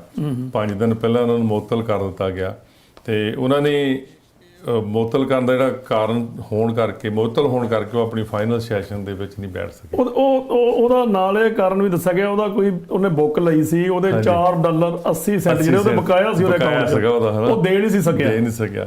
ਤੇ ਦੇਖੋ 78 ਈਅਰ ਓਲਡ ਹੈਗਾ, ਤੇ ਉਹ ਕਹਿੰਦਾ ਜਦੋਂ ਮੈਂ ਪ੍ਰੀਖਿਆ ਨਤੀਜੇ ਨਾਲ ਸਕੂਲ ਵਾਪਸ ਆਇਆ ਤਾਂ ਮੇਰਾ ਹਾਈ ਸਕੂਲ ਡਿਪਲੋਮਾ ਦੇਣ ਤੋਂ ਇਨਕਾਰ ਕਰ ਦਿੱਤਾ ਉਹਨੇ। ਉਹਦੇ ਚਲੋ ਉਹਨਾਂ ਦੇ ਲਾਅ ਦੇ ਹਿਸਾਬ ਨਾਲ ਜੋ ਵੀ ਲੀਗਲ ਉਹਨਾਂ ਦੀ ਪ੍ਰੋਸੀਡਰ ਹੋਊਗੀ, ਗੱਲਬਾਤ ਹੋਊਗੀ ਉਹਦੇ ਨਾਲ, ਹੈ ਨਾ। ਪਰ ਉਹ ਕਹਿੰਦਾ ਅੱਜ ਮੈਨੂੰ ਬੜੀ ਖੁਸ਼ੀ ਆ ਕਿ ਮੈਂ ਆਪਣਾ ਇਹ ਜਿਹੜਾ ਡਿਪਲੋਮਾ ਵਾਪਸ ਲਿਆ। ਬੜੀ ਇੰਟਰਸਟਿੰਗ ਜੀ ਖਬਰ ਆ। ਬਾਕੀ ਆਪਾਂ ਤਾਂ ਸਿੱਖ ਕੌਮ ਨਾਲ ਰਿਲੇਟਡ ਹੈਗੇ ਆ, ਤੇ ਸਿੱਖ ਦਾ ਮਤਲਬ ਇਹ ਹੁੰਦਾ ਵੀ ਹਮੇਸ਼ਾ ਹੀ ਸਿੱਖਣਾ। ਅਸੀਂ ਵੀ ਜੇ ਹਾਲੇ ਤੱਕ ਇੱਧਰ ਸਾਡੇ ਜਿਹੜੇ ਲੋਕ ਅਮਰੀਕਾ ਕੈਨੇਡਾ 'ਚ ਆਏ ਆ, ਜੇ ਉਹਨਾਂ ਨੇ ਕੋਈ ਡਿਗਰੀ ਨਹੀਂ ਹਾਸਲ ਕੀਤੀ, ਨੈਵਰ ਲੇਟ, ਇੱਥੇ ਬੜੀ ਓਪਰਚੁਨਿਟੀ ਆ। ਤੁਸੀਂ ਜਦੋਂ ਮਰਜ਼ੀ ਪੜ੍ਹਾਈ ਜਿਹੜੀ ਆ ਘਰ ਬਹਿ ਕੇ ਵੀ ਕਰ ਸਕਦੇ ਹੋ, ਆਨਲਾਈਨ ਵੀ ਕਰ ਸਕਦੇ ਹੋ, ਤੇ ਇੱਥੇ ਕੋਈ ਸਰਕਾਰੀ ਜਿਹੜੇ ਕਾਲਜ ਆ ਉਹਦੇ ਵਿੱਚ ਵੀ ਬਹੁਤ ਜੀ ਨਾਮ ਮਾਤਰ ਫੀਸ ਹੁੰਦੀ ਆ, ਤੇ ਜੇ ਉਹਦੇ ਵਿੱਚ ਵੀ ਤੁਸੀਂ ਜਾ ਕੇ ਪੜ੍ਹਾਈ ਕਰ ਲਵੋ ਤੇ ਨੈਵਰ ਲੇਟ ਆ। ਸਿੱਖ ਦਾ ਕੰਮ ਹੀ ਆ ਸਿੱਖਣਾ। ਪਰ ਇੱਕ ਗੱਲ ਇਹਦੇ ਨਾਲ ਹੀ ਹੋਰ ਤੁਹਾਡੇ ਨਾਲ ਸਾਂਝੀ ਕਰਦੇ ਆ ਜੀ ਕਿ 60 ਸਾਲ ਬਾਅਦ ਜਾ ਕੇ ਉਹਨੇ ਆਪਣਾ ਡਿਪਲੋਮਾ ਲਿਆ, ਉਹਦਾ ਰੈਕੋਰਡ ਸਕੂਲ ਦੇ ਵਿੱਚ ਸੀਗਾ ਜੀ। ਪਰ ਜੇ ਆਪਾਂ ਪੰਜਾਬ ਦੀ ਗੱਲ ਕਰੀਏ ਜਾਂ ਹੋਰ ਕਈ ਮੁਲਕ ਇਹੋ ਜਿਹੇ ਹੈਗੇ ਆ ਜਿੱਥੇ 60 ਸਾਲ ਤੱਕ ਹੀ 6 ਸਾਲਾਂ ਬਾਅਦ ਵੀ ਰੈਕੋਰਡ ਨਹੀਂ ਲੱਭਦੇ। ਸੋ ਇਹ ਬੜੀ ਵੱਡੀ ਗੱਲ ਆ, ਉਹਦੀ ਹਿੰਮਤ ਵੀ ਆ, ਉਹਦਾ ਹੌਸਲਾ ਵੀ ਆ। ਔਰ 60 ਸਾਲ ਬੰਦਾ ਆਪਣਾ ਕੰਮਕਾਰ ਕਰਦਾ ਰਿਹਾ, ਉਹਨੇ ਸੋਚਿਆ ਹੀ ਨਹੀਂ ਵੀ ਡਿਪਲੋਮਾ ਚਾਹੀਦਾ, ਤੇ 60 ਸਾਲ ਬਾਅਦ ਜਾ ਕੇ ਉਹਨੇ ਆਪਣਾ ਡਿਪਲੋਮਾ ਲਿਆ। ਬੜੀ ਉਹਦੇ ਮਨ ਦੀ ਜਿਹੜੀ ਕਹ ਲਓ ਵੀ ਜਿਹੜੀ ਤਮੰਨਾ ਸੀਗੀ ਉਹਦੀ ਪੂਰੀ ਹੋਈ। ਉਹ ਨਹੀਂ, ਬੜੇ ਉਹੀ ਕਹਿਣਾ ਵੀ ਅਮਰੀਕਾ ਕੈਨੇਡਾ ਇਹੋ ਜਿਹੇ ਮੁਲਕ ਆ ਵੀ ਨੈਵਰ ਲੇਟ, ਤੁਹਾਡੇ ਕੋਲ ਆਪਰਚੁਨਿਟੀ ਬਹੁਤ ਹੈ। ਜਦੋਂ ਮਰਜ਼ੀ ਤੁਸੀਂ ਆਪਣਾ ਜੋ ਵੀ ਚਾਹੁੰਦੇ ਹੋ, ਤੁਸੀਂ ਚਾਹੇ ਮੈਡੀਕਲ ਕਰ ਲਓ, ਚਾਹੇ ਇੰਜੀਨੀਅਰਿੰਗ ਬਣ ਜਾਓ, ਇੱਥੇ ਲਾਅ ਦਾ ਕਰ ਲਓ, ਜੀ ਐਨੀ ਟਾਈਮ। ਇੱਥੇ ਇਹ ਨਹੀਂ ਹੈਗਾ ਵੀ ਤੁਸੀਂ ਕੋਈ ਉਮਰ ਦੀ ਕੋਈ ਇੱਥੇ ਬੰਦਿਸ਼ ਨਹੀਂ ਹੈਗੀ ਜਿੱਦਾਂ। ਤੇ ਇਹਦੇ ਨਾਲ ਹੀ ਜਿਹੜਾ ਕੋਵਿਡ ਕਰਕੇ ਬਹੁਤ ਹੀ ਕੰਮ ਸਾਰੇ ਇਕਨੋਮੀ ਫਾਈਨੈਂਸ਼ੀਅਲ, ਜਦੋਂ ਆਪਾਂ ਪਹਿਲਾਂ ਵੀ ਗੱਲ ਕਰਦੇ ਹਾਂ, ਉਹ ਸਾਰੇ ਬੰਦ ਹੋਈ ਸੀ, ਜਿਹਦੇ ਵਿੱਚ ਤੁਸੀਂ ਇਮੀਗ੍ਰੇਸ਼ਨ ਦਾ ਦੱਸਿਆ ਕਿ ਜਿਹੜੇ ਪਿਛਲੇ ਕੇਸ ਹੈਗੇ ਉਹਨਾਂ ਨੂੰ ਉਹ ਫਾਸਟ ਟਰੈਕ ਤੇ ਲਿਆਉਣ ਲੱਗੇ ਆ।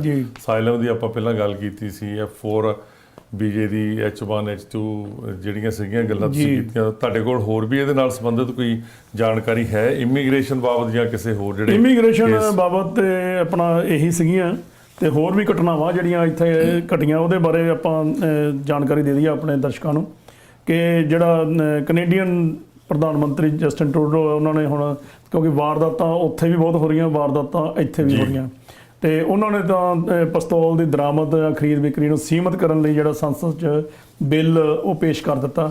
ਬਹੁਤ ਜਲਦੀ ਜਿਹੜਾ ਉੱਥੇ ਜਿਹੜਾ ਇਸ ਗਨ ਕੰਟਰੋਲ ਜਿਹੜਾ ਉਹ 'ਤੇ ਅਮਲ ਹੋ ਜਾਏਗਾ।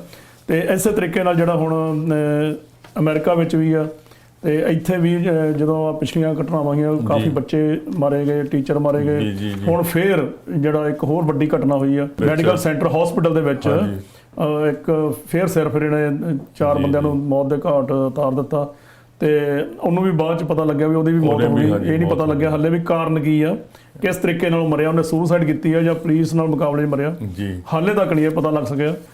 ਭਾਵੇਂ ਕਿ ਉੱਥੇ ਪੁਲਿਸ ਜਿਹੜੀ ਆ ਬਹੁਤ ਜਲਦੀ ਪਹੁੰਚ ਗਈ ਸੀ, ਜਿਵੇਂ ਪਹਿਲਾਂ ਜਿਹੜੀ ਵਾਰਦਾਤ ਹੋਈ ਸੀ ਉੱਥੇ ਇੰਨੀ ਜਲਦੀ ਜਿਹੜੀ ਪੁਲਿਸ ਨਹੀਂ ਸੀ ਪਹੁੰਚੀ। ਇੱਥੇ ਬਹੁਤ ਇਮੀਡੀਏਟਲੀ ਜਿਹੜੀ ਪੁਲਿਸ ਆ ਉਹ ਪਹੁੰਚ ਗਈ, ਤੇ ਉਹਨਾਂ ਨੇ ਬੜਾ ਚੰਗੇ ਟਾਈਮ ਤੇ ਕੰਟਰੋਲ ਕਰ ਲਿਆ, ਵਰਨਾ ਹੋਰ ਵੀ ਨੁਕਸਾਨ ਜਿਹੜਾ ਹੋ ਸਕਦਾ ਸੀ। ਹੁਣ ਜਿਹੜਾ ਹੈਗਾ ਇਸ ਵੇਲੇ ਜਿਵੇਂ ਸਾਡੇ ਪ੍ਰੈਜ਼ੀਡੈਂਟ ਜੋ ਬਾਈਡਨ, ਵਾਈਸ ਪ੍ਰੈਜ਼ੀਡੈਂਟ ਕਮਲਾ ਹੈਰਿਸ, ਇਹਨਾਂ ਨੇ ਜਿਹੜਾ ਸਟੇਟਮੈਂਟਸ ਜਿਹੜੀਆਂ ਆ ਰਹੀਆਂ, ਬਹੁਤ ਜਲਦੀ ਜਿਹੜਾ ਬਿੱਲ ਆ ਉਹ ਗਨ ਕੰਟਰੋਲ ਤੇ ਹੋਣ ਜਾ ਰਿਹਾ, ਤੇ ਬਾਕੀ ਦੇਖੋ ਕਦੋਂ ਇਸ ਗੱਲ ਤੇ ਅਮਲ ਕੀਤਾ ਜਾਂਦਾ। ਇਹ ਜਿਹੜਾ ਆਪਾਂ ਬਿੱਲ ਦੀ ਗੱਲ ਕਰਦੇ ਆ ਸੰਸਦ ਦੇ ਵਿੱਚ ਜਾਂ ਵਾਸ਼ਿੰਗਟਨ DC ਦੇ ਵਿੱਚ ਜੋ ਬਾਈਡਨ ਪ੍ਰੈਜ਼ੀਡੈਂਟ ਆਫ USA ਨੇ ਲੈ ਕੇ ਆਉਣਾ, ਇਹੋ ਜਿਹੇ ਬਿੱਲ ਪਹਿਲਾਂ ਵੀ ਕਾਫੀ ਵਾਰੀ ਆ ਚੁੱਕੇ ਆ ਕਿ ਜਦੋਂ ਵੀ ਕੋਈ ਇਹੋ ਜਿਹੀ ਵਾਰਦਾਤ ਹੁੰਦੀ ਆ ਉਸ ਵੇਲੇ ਫਿਰ ਇਹੀ ਹੁੰਦਾ ਵੀ ਗਨ ਕੰਟਰੋਲ ਕਿਸੇ ਨਾ ਕਿਸੇ ਤਰ੍ਹਾਂ ਉਹਦਾ ਬਿੱਲ ਲਿਆਂਦਾ ਜਾਵੇ, ਬਿੱਲ ਪਾਸ ਕੀਤਾ ਜਾਵੇ, ਪਰ ਉਹ ਬਿੱਲ ਕਦੀ ਪਾਸ ਨਹੀਂ ਹੋ ਸਕੇ। ਇਹਦੇ ਵਿੱਚ ਆਪਾਂ ਪਿਛਲੀ ਵਾਰ ਵੀ ਥੋੜਾ ਜਿਹਾ ਇਹਦੇ ਉੱਤੇ ਗੱਲ ਕੀਤੀ ਸੀ, ਉਹ ਕਿਉਂ ਨਹੀਂ ਪਾਸ ਹੁੰਦੇ, ਕੀ ਲੌਬੀਅਸ ਹੈਗੇ ਆ, ਕਿਹੜੇ ਬੰਦੇ ਜਿਹੜੇ ਉਹਨਾਂ ਨੂੰ ਨਹੀਂ ਪਾਸ ਹੋਣ ਦਿੰਦੇ, ਜਾਂ ਕਿਹੜੇ ਬੰਦੇ ਹੈਗੇ ਜਿਹਨਾਂ ਨੂੰ ਲੱਗਦਾ ਵੀ ਕੋਈ ਏਡਾ ਵੱਡਾ ਇਸ਼ੂ ਨਹੀਂ ਹੈਗਾ। ਪਰ ਮੈਨੂੰ ਲੱਗਦਾ ਜੇ ਗਰਾਊਂਡ ਲੈਵਲ ਤੇ ਆਪਾਂ ਦੇਖੀਏ, ਜੇ ਧਰਾਤਲ ਤੇ ਦੇਖੀਏ, ਅੱਜ ਅਮਰੀਕਾ ਦੀ ਧਰਤੀ ਦੀ ਗੱਲ ਹੀ ਆਪਾਂ ਕਰਦੇ ਹਾਂ, ਅਮਰੀਕਾ ਦੇ ਵਿੱਚ ਵੀ ਇਹ ਬਹੁਤ ਵੱਡਾ ਗਨ ਦਾ ਜਿਹੜਾ ਵਾਇਲੈਂਸ ਹੈਗਾ ਬਹੁਤ ਵੱਡਾ ਮਸਲਾ ਬਣ ਗਿਆ ਇਸ ਵੇਲੇ। ਆਮ ਲੋਕੀ ਜਿਹੜੇ ਆ ਉਹਨਾਂ ਦੇ ਮਨ ਦੇ ਉੱਤੇ ਇੱਕ ਡਰ ਹੋਈ ਜਾਂਦਾ ਹੈ ਵੀ ਹਾਂ ਵੀ ਕਿਤੇ ਵੀ ਸ਼ੂਟਿੰਗ ਹੋ ਸਕਦੀ ਹੈ। ਕੈਨੇਡਾ ਵਾਲਿਆਂ ਨੇ ਮੈਨੂੰ ਲੱਗਦਾ ਇਹਨਾਂ ਦੀ ਪਹਿਲ ਕਦਮੀ ਹੋ ਜਾਣੀ ਆ ਕੈਨੇਡਾ ਦੀ। ਮੈਂ ਇਹ ਨਹੀਂ ਕਹਿੰਦਾ ਕੈਨੇਡਾ ਮੇਰਾ ਕੋਈ ਫੇਵਰਿਜ਼ਮ ਆ ਜਾਂ ਕਿੱਦਾਂ, ਪਰ ਜੇ ਹਿਸਾਬ ਨਾਲ ਜੌਨ ਟਰੂਡੋ ਨੇ ਬਿੱਲ ਲਿਆਂਦਾ ਔਰ ਜੇ ਹਿਸਾਬ ਨਾਲ ਉਹ ਅਗਰੈਸਿਵ ਹੈਗੇ ਆ, ਤੇ ਹੋ ਸਕਦਾ ਕਿ ਕੈਨੇਡਾ ਦੁਨੀਆ ਦਾ ਪਹਿਲਾ ਕੰਟਰੀ ਹੋਊਗਾ ਜਿਹੜਾ ਕਿ ਇਸ ਅੱਜ 22ਵੀਂ ਸਦੀ ਦੇ ਵਿੱਚ ਗਨ ਕੰਟਰੋਲ ਦੇ ਉੱਪਰ ਕੋਈ ਵਧੀਆ ਬਿੱਲ ਜਾਂ ਕੋਈ ਵਧੀਆ ਜਿਹੜਾ ਕਾਨੂੰਨ ਬਣਾਉਣਗੇ ਜਿਹਦੇ ਨਾਲ ਗਨ ਲੈਣੀ ਇੰਨੀ ਸੌਖੀ ਨਹੀਂ ਹੋਊਗੀ। ਨਿੱਜਰ ਸਾਹਿਬ, ਇੱਕ ਗੱਲ ਹੋਰ ਇਹਦੇ 'ਚ ਮੈਂ ਆਪਣੇ ਦਰਸ਼ਕਾਂ ਦੇ ਧਿਆਨ ਵਿੱਚ ਲਿਆਉਣਾ ਚਾਹੁੰਦਾ, ਕਿਉਂਕਿ ਇੱਥੇ ਸਾਡੇ ਜਿਹੜੇ ਅਸਲਾ ਜਿਹੜਾ ਹੈਗਾ ਅਨਲਿਮਟਿਡ ਇੱਥੇ ਕੋਈ ਰੋਕ ਟੋਕ ਨਹੀਂ ਅਮਰੀਕਾ 'ਚ, ਤੇ ਇੱਕ ਘਰ 'ਚ ਵੀ ਐਵਰੇਜ ਵੀ ਕਹਿੰਦੇ ਆ ਵੀ 7-8 ਜਿਹੜੀਆਂ ਗੰਨਾਂ ਉਹ ਪਈਆਂ, ਪਰ ਉਹਦਾ ਜਿਹੜਾ ਨਜਾਇਜ਼ ਫਾਇਦਾ ਉਹ ਕਈ ਵਾਰੀ ਉਹਨਾਂ ਦੇ ਬੱਚੇ ਜਿਹੜੇ ਹੈਗੇ ਆ ਉਹ ਵੀ ਉਠਾ ਜਾਂਦੇ ਆ। ਹੁਣ ਇੱਕ 10 ਸਾਲ ਦਾ ਬੱਚਾ ਉਹਨੇ ਮਤਲਬ ਇੱਕ ਧਮਕੀ ਦਿੱਤੀ ਆ ਕਿ ਮੈਂ ਮਤਲਬ ਵਾਰਦਾਤ ਕਰ ਦੂੰਗਾ, ਤੇ ਉਹਦਾ ਜਿਹੜੀ ਖਬਰ ਆ ਬਹੁਤ ਹਾਈਲਾਈਟ ਹੋਈ ਆ। ਮੈਂ ਵੀ ਦੇਖੀ ਖਬਰ। ਹਾਂਜੀ, ਉਹ ਹੈਗਾ ਜੀ ਫਲੋਰੀਡਾ ਦੇ ਪੁਲਿਸ ਅਧਿਕਾਰੀਆਂ ਨੇ ਇੱਕ 10 ਸਾਲਾ ਲੜਕੇ ਦੀ ਗ੍ਰਿਫਤਾਰੀ ਦੀ ਤਸਵੀਰ ਜਾਰੀ ਕੀਤੀ ਹੈ। ਅਦਰਵਾਈਜ਼ ਕੀ ਹੁੰਦਾ, ਦੇਖੋ ਗੱਲ ਕਿੱਡੀ ਜ਼ਰੂਰੀ ਹੈ। 18 ਸਾਲ ਤੋਂ ਘੱਟ ਬੱਚੇ ਦੀ ਤਸਵੀਰ ਜਾਰੀ ਨਹੀਂ ਕਰਦੇ। ਉਹਨਾਂ ਨੇ ਉਹਦੀ ਸਾਈਕੀ ਦੇਖੀ, ਉਹਦੀ ਸਾਰਾ ਉਹਦੀ ਜਦੋਂ ਇੰਟਰੋਗੇਸ਼ਨ ਕੀਤੀ, ਉਹ ਆਪਣੀ ਉਮਰ ਨਾਲ ਜ਼ਿਆਦਾ ਕ੍ਰਿਮੀਨਲ ਉਹਨਾਂ ਨੂੰ ਪਾਇਆ ਗਿਆ ਤੇ 10 ਸਾਲ ਦੇ ਬੱਚੇ ਦੀ ਜਿਹੜੀ ਤਸਵੀਰ ਆ ਉਹਨਾਂ ਨੇ ਉਹ ਜਾਰੀ ਕਰ ਦਿੱਤੀ। 10 ਸਾਲ ਦਾ ਬੱਚਾ 5ਵੀਂ ਕਲਾਸ ਹੋਣਾ ਜਾਂ 6ਵੀਂ? ਬਿਲਕੁਲ। ਤੇ ਉਹ ਕਹਿੰਦੇ ਵੀ ਭਾਵੇਂ ਉਹਦਾ ਦਿਮਾਗ ਜਿਹੜਾ ਪੂਰੀ ਤਰ੍ਹਾਂ ਵਿਕਸਿਤ ਨਹੀਂ ਹੋਇਆ, ਪਰ ਇਹ ਜਿਹੜਾ ਉਸ ਬੱਚੇ ਨੂੰ ਕਹਿੰਦੇ ਟ੍ਰਿਗਰ ਦਬਾਉਣ ਦਾ ਪੂਰਾ ਉਹਨੂੰ ਪਤਾ ਸੀ। ਤੇ ਨਿਊਯਾਰਕ ਪੋਸਟ ਮੁਤਾਬਕ ਜਿਹੜਾ ਸ਼ੈਰਿਫ ਦੇ ਦਫ਼ਤਰ ਨੇ ਸੋਮਵਾਰ ਨੂੰ ਫੇਸਬੁੱਕ ਤੇ ਵੀਡੀਓ ਪੋਸਟ ਕੀਤੀ ਕਿ ਜਿਸ 'ਚ ਕੈਂਪ ਕੰਟਰੋਲ ਦੇ ਪੈਟਰੀਅਟ ਐਲੀਮੈਂਟਰੀ ਸਕੂਲ ਦਾ 5ਵੀਂ ਜਮਾਤ ਦਾ ਜਿਹੜਾ ਵਿਦਿਆਰਥੀ ਆ ਡੈਨੀਅਲ ਇਸਾਕ ਮਾਰਕੇਜ ਨੂੰ ਸੰਦੇਸ਼ ਰਾਹੀਂ ਧਮਕੀ ਦੇਣ ਦੇ ਦੋਸ਼ ਗ੍ਰਿਫਤਾਰ ਕਰ ਲਿਆ ਗਿਆ ਅਤੇ ਬਾਅਦ 'ਚ ਇਸ ਸੰਦੇਸ਼ ਨੂੰ ਮੁਖਬਰਾਂ ਨੇ 28 ਮਈ ਨੂੰ ਅਧਿਕਾਰੀਆਂ ਨੂੰ ਭੇਜ ਦਿੱਤਾ ਸੀ। ਇਸ 10 ਸਾਲਾ ਵਿਦਿਆਰਥੀ ਨੇ ਕਥਿਤ ਤੌਰ ਤੇ 4 ਅਸਾਲਟ ਰਾਈਫਲਾਂ ਦੀ ਇੱਕ ਤਸਵੀਰ ਸਾਂਝੀ ਕੀਤੀ ਸੀ, ਦੇਖੋ, ਅਤੇ ਕਿਹਾ ਸੀ ਕਿ ਉਸਨੇ ਇਸ ਨੂੰ ਖਰੀਦਿਆ ਹੈ। ਹੁਣ ਤੁਸੀਂ ਆਪ ਹਿਸਾਬ ਲਾਓ, ਜੇ ਇੱਕ 10 ਸਾਲ ਦਾ ਬੱਚਾ ਇੱਕ ਸੋਸ਼ਲ ਮੀਡੀਆ ਤੇ ਪਾ ਸਕਦਾ ਕਿ ਅਸੀਂ ਆਹ ਜਿਹੜੀ ਤਸਵੀਰ ਜਿਹੜੀ ਅਸਲਾ ਜਿਹੜਾ ਉਹ ਖਰੀਦਿਆ, ਤੇ ਇਹ ਤੋਂ ਵੱਡੀ ਤਰਾਸਦੀ ਕੀ ਹੋ ਸਕਦੀ ਹੈ? ਇਹ ਤਾਂ ਰੰਧਾਵਾ ਸਾਹਿਬ ਖਰੀਦਿਆ ਤਾਂ ਨਹੀਂ ਹੋਊਗਾ, ਪਰ ਭਾਵੇਂ ਉਹਨੇ ਝੂਠ ਹੀ ਬੋਲਿਆ। ਨਹੀਂ ਹੋ ਸਕਦਾ। ਦੇਖੋ ਅੱਜ ਕੱਲ ਇੱਕ ਆਨਲਾਈਨ ਜਿਹੜਾ ਸ਼ਾਪਿੰਗ ਦਾ ਰੁਝਾਨ ਵੀ ਕਾਫੀ ਬਣਿਆ ਹੈ ਜੀ। ਹੋ ਸਕਦਾ ਉਹਨੇ ਆਪਣੇ ਪੇਰੈਂਟਸ ਦੀ ਆਈਡੀ ਵਗੈਰਾ ਯੂਜ਼ ਕਰਕੇ, ਉਹਨਾਂ ਦਾ ਕਾਰਡ ਯੂਜ਼ ਕਰਕੇ ਖਰੀਦ ਲਿਆ ਹੋਵੇ, ਕਿਉਂਕਿ ਆਪਾਂ ਜਿੱਦਾਂ ਹੁਣ ਐਮਾਜ਼ੋਨ ਤੇ ਆਪਾਂ ਜ਼ਰੂਰੀ ਚੀਜ਼ਾਂ ਮੰਗਾਉਣੇ ਆ। ਹਾਲਾਂਕਿ ਮੈਨੂੰ ਨਹੀਂ ਲੱਗਦਾ ਕਿ ਐਮਾਜ਼ੋਨ ਤੇ ਤੁਸੀਂ ਗਨ ਵਗੈਰਾ ਆਰਡਰ ਕਰ ਸਕਦੇ ਹੋ, ਪਰ ਹੁਣ ਬੱਚੇ ਆ, ਜਿੱਦਾਂ ਮੇਰੇ ਬੱਚੇ ਆ, ਉਹ ਕਈ ਵਾਰੀ ਕਹਿੰਦੇ ਵੀ ਡੈਡੀ ਅਸੀਂ ਆਹ ਚੀਜ਼ ਆਰਡਰ ਕਰਨੀ ਹੈ। ਮੈਂ ਓਕੇ ਠੀਕ ਆ ਕਰ ਲਓ, ਕਾਰਡ ਉਹਨਾਂ ਨੂੰ ਦਿੱਤਾ ਆਲਰੇਡੀ, ਜਾਂ ਮਦਰ ਦਾ ਕਾਰਡ ਆ ਉਹਨਾਂ ਕੋਲ। ਸੋ ਹੋ ਸਕਦਾ ਹੋਰ ਇਹੋ ਜਿਹੀਆਂ ਵੈਬਸਾਈਟਾਂ ਹੋਣਗੀਆਂ ਜਿੱਥੇ ਉਹ ਇਨਫੋਰਮੇਸ਼ਨ ਜਿਹੜੀ ਫਾਲਸ ਇਨਫੋਰਮੇਸ਼ਨ ਪਾ ਕੇ ਆਨਲਾਈਨ ਤਾਂ ਗਨ ਨਹੀਂ ਹੁੰਦੀ ਇੱਥੇ ਤਾਂ ਕੋਈ ਇਹੋ ਜਿਹਾ ਹੈ ਨਹੀਂ ਗਾ, ਫਿਰ ਵੀ ਉਹਨੇ ਹੋ ਸਕਦਾ ਝੂਠ ਬੋਲਿਆ ਹੋਵੇ, ਜਾਂ ਹੋ ਸਕਦਾ, ਪਰ ਹੋ ਸਕਦਾ ਘਰ 'ਚ ਹੋਣਗੀਆਂ। ਜਾਂ ਉਹੀ ਮੈਂ ਹੁਣ ਇਸੇ ਗੱਲ ਤੇ ਆਉਣ ਲੱਗਿਆ ਸੀ ਵੀ ਜਿਹੜੇ ਉਹਨਾਂ ਦੇ ਪੇਰੈਂਟਸ ਆ ਨਾ, ਬੱਚਿਆਂ ਦੇ ਪੇਰੈਂਟਸ ਆ, ਉਹਨਾਂ ਨੂੰ ਜਦੋਂ ਆਪਾਂ ਗਨ ਲੈਣ ਜਾਂਦੇ ਆ ਨਾ, ਜਦੋਂ ਇੱਥੋਂ ਲਈਦਾ, ਉਹ ਕੁਝ ਸਵਾਲ ਹੁੰਦੇ ਉਹਨਾਂ ਦੇ ਵੀ ਤੁਸੀਂ ਜਿਹੜਾ ਅਸਲਾ ਖਰੀਦਣ ਆਏ ਹੋ ਇਹਨੂੰ ਕਿਵੇਂ ਸੰਭਾਲੋਗੇ, ਉਹਦੇ 'ਚ ਕੋਈ ਸਵਾਲ ਹੁੰਦੇ, ਉਹਨਾਂ ਦੇ ਜਵਾਬ ਦੇਣੇ ਹੁੰਦੇ ਆ। ਉਹ ਇਹੋ ਸਿਕਿਉਰਿਟੀ ਪਰਪਸ ਨੂੰ ਉਹਨਾਂ ਨੇ ਉਹ ਪੁੱਛੇ ਹੁੰਦੇ ਵੀ ਕਿਸ ਤਰੀਕੇ ਨਾਲ ਸੰਭਾਲਣਾ, ਕਿੱਥੇ ਰੱਖੋਗੇ, ਲੌਕ ਹੋਊਗਾ ਜਾਂ ਘਰ 'ਚ ਕਿਸ ਤਰ੍ਹਾਂ, ਉਹ ਇਹ ਗੱਲਾਂ ਸਾਰੀਆਂ ਉੱਥੇ ਪਹਿਲਾਂ ਹੀ ਉਹਨਾਂ ਨੂੰ ਪੁੱਛੀਆਂ ਜਾਂਦੀਆਂ ਰਿਟਨ ਦੇ ਤੌਰ ਤੇ। ਉਹਨਾਂ ਤੇ ਅਮਲ ਨਹੀਂ ਹੁੰਦਾ। ਕਈ ਵਾਰੀ ਉਹ ਬੱਚੇ ਕੀ ਕਰਦੇ ਆ, ਉਹ ਕਦੇ ਦਰਵਾਜ਼ਾ ਅਲਮਾਰੀ ਦਾ ਖੁੱਲਾ ਰਹਿ ਗਿਆ, ਉੱਥੋਂ ਉਹ ਗਨ ਚੱਕੀ ਤੇ ਫੋਟੋ ਖਿਚਾ ਲਈ, ਤੇ ਇਸ ਤਰੀਕੇ ਨਾਲ ਬੜਾ ਕਿਉਂਕਿ ਇਹ ਜਿਹੜਾ ਗਨ ਕੰਟਰੋਲ ਹੈ ਨਾ ਜੀ, ਗਵਰਨਮੈਂਟ ਦਾ ਤਾਂ ਕੁਛ ਹਿੱਸਾ ਹੋਊਗਾ।